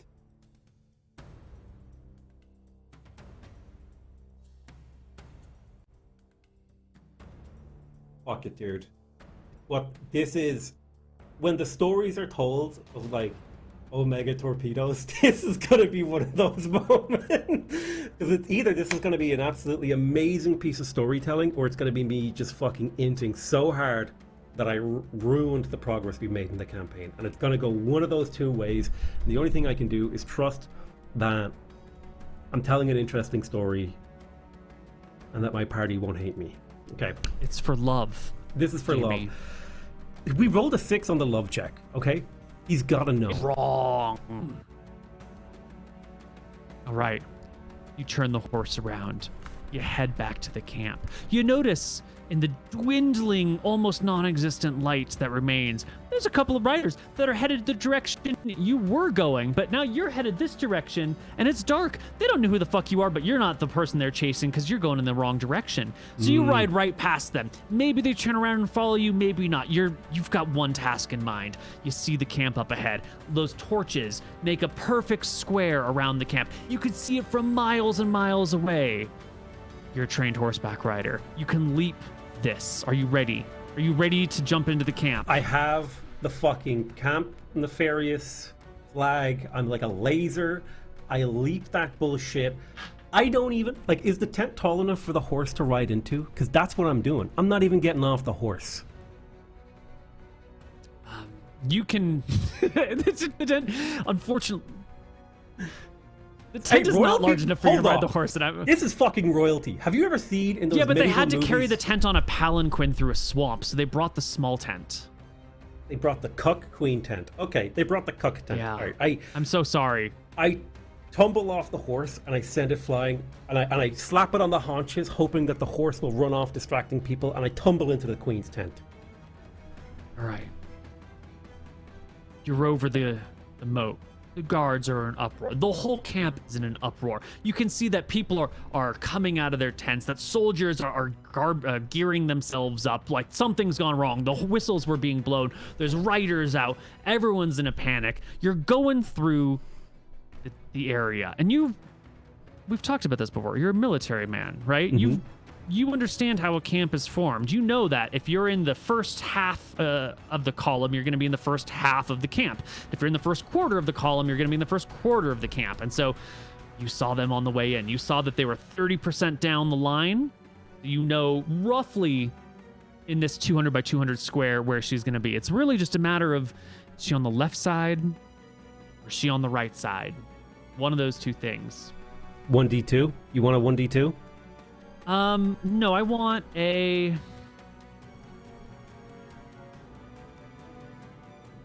Also, I'm trying to judge how visible their banners are going to be with the available torchlight. Because if they're really visible, there's no check needed. But if it's like dim enough light that the banners might be a little obscured, I might want a perception check to see if you can do it instantly or if you need to like circle the camp once.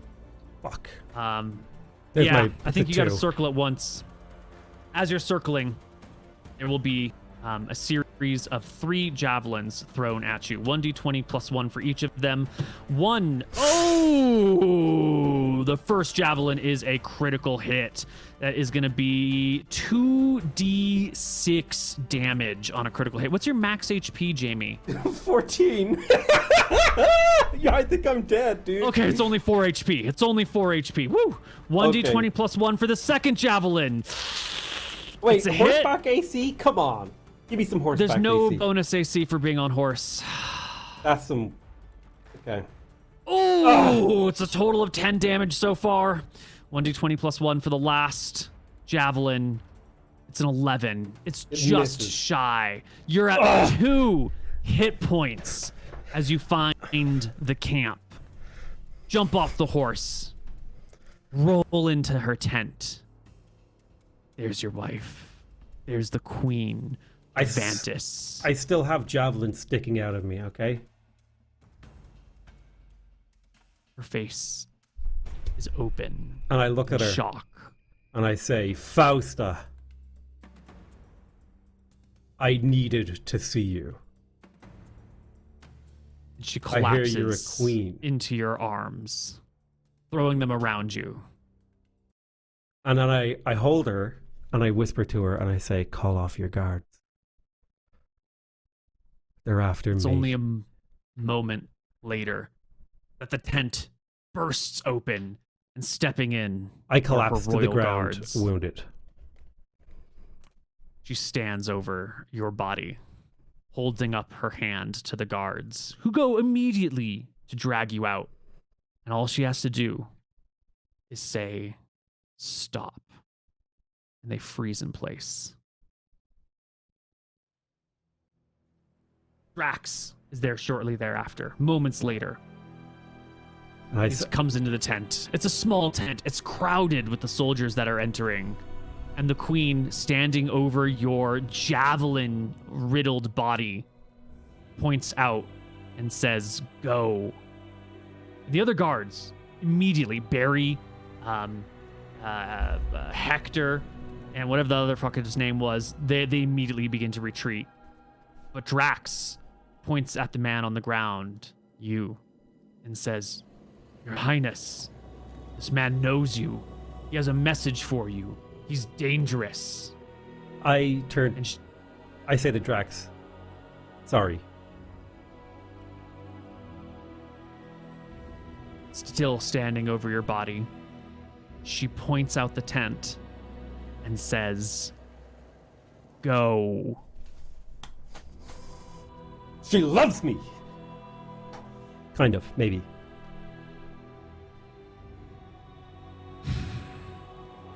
Drax passes his morale check, which in this case is more of a bravery check to defy the queen, and says, "Your Highness, he's dangerous. Let me take care of him," and pulls out a knife.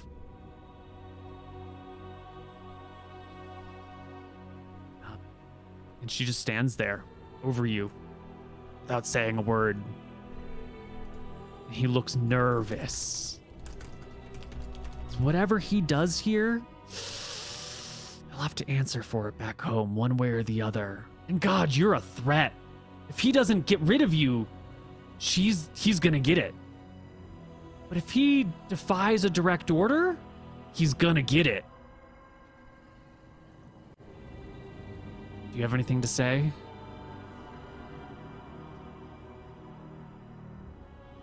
I cough up a little bit of blood and I say, like, "How dangerous can I be, Drax? You already got me."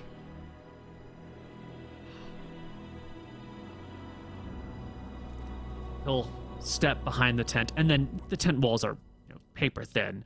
He immediately orders the other guards to surround the tent, and if that monster steps out of it, stab him. Your wife, Faustina, will take a knee beside you, like, checking where the javelins are entering your lead-ridden body at 2 hit points. I reach up, I sit up, and I reach up and I put my hand on her face tenderly. And I'm like, I just say the words very simply, I never really believed that I would see you again. You shouldn't have come. How could I not? I told you not to. I didn't reply to your message. I didn't speak to you. I told you, stay away. You know me. That would have just made me need to know more.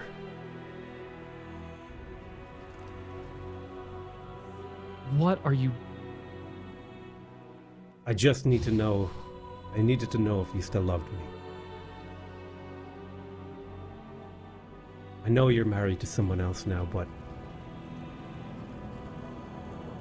She leans down, gently puts her lips against yours, and holds you close.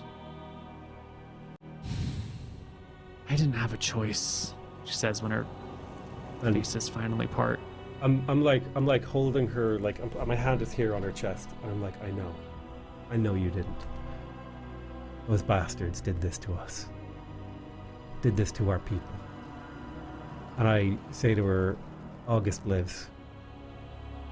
He's no longer cursed.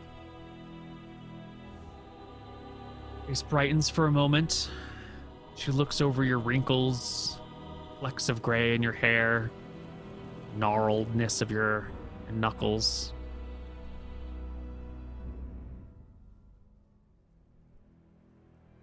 I don't care about August anymore.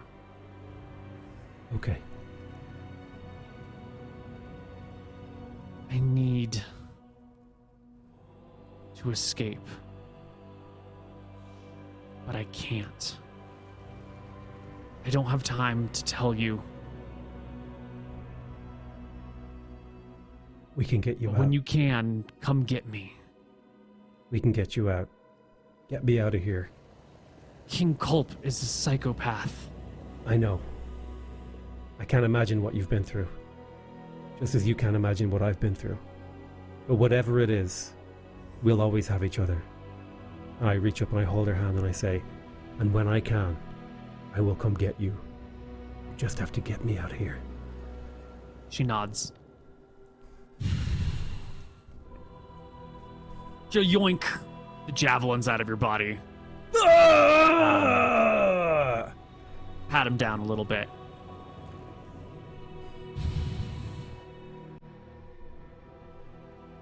And then she will, lifting you with one arm, step out of the tent and look at Drax, who's there, livid, dagger in hand, sword in the other hand, ready, just itching to fucking gank you. I give Drax a cheeky wink. I'm just like, old friends, Drax. Back in the old country. She'll look at him. You're a good say, warrior.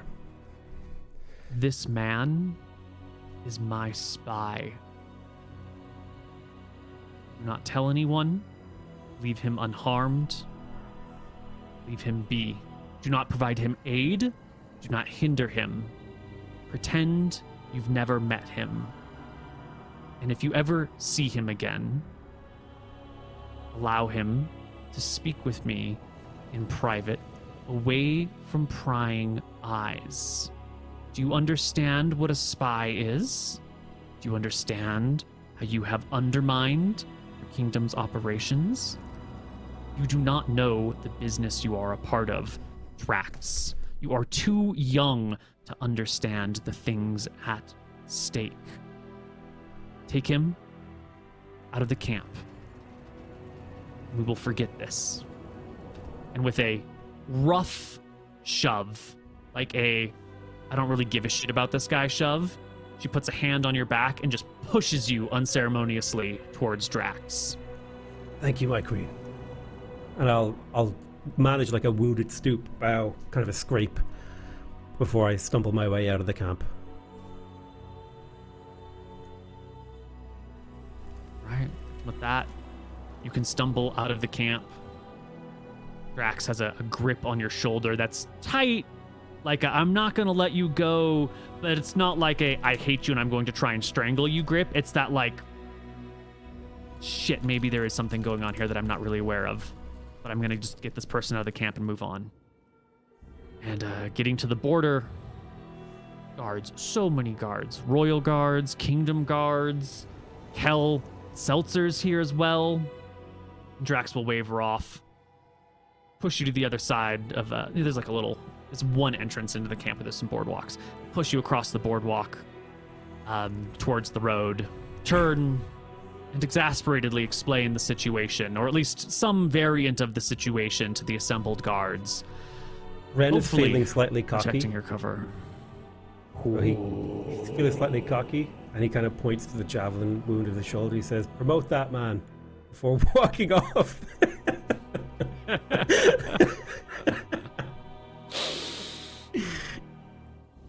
And with that, we're going to end our session today. When we come back next week, we will reintroduce Renatus Fur, or should I say Aurelian, to the rest of the party. Hell We'll yeah. figure out where they are. Probably everyone will be meeting back up in Swampside. Great session. Loved it. Told a beautiful love story. Told an amazing action. It had everything. It had highs, it had lows, it had mids, it had harmony, it had disharmony, it had... That was probably the most intense and beautiful session of D&D I've ever played. I do love solo sessions and solo campaigns. They are super fun But you go through things so quickly. To do this with a full party would have taken Yeah. like 3 sessions of gameplay. So, Mm-hmm. okay. Well, that's it, everybody, for today's Save or Die Outcasts. Catch you next time. Bye-bye.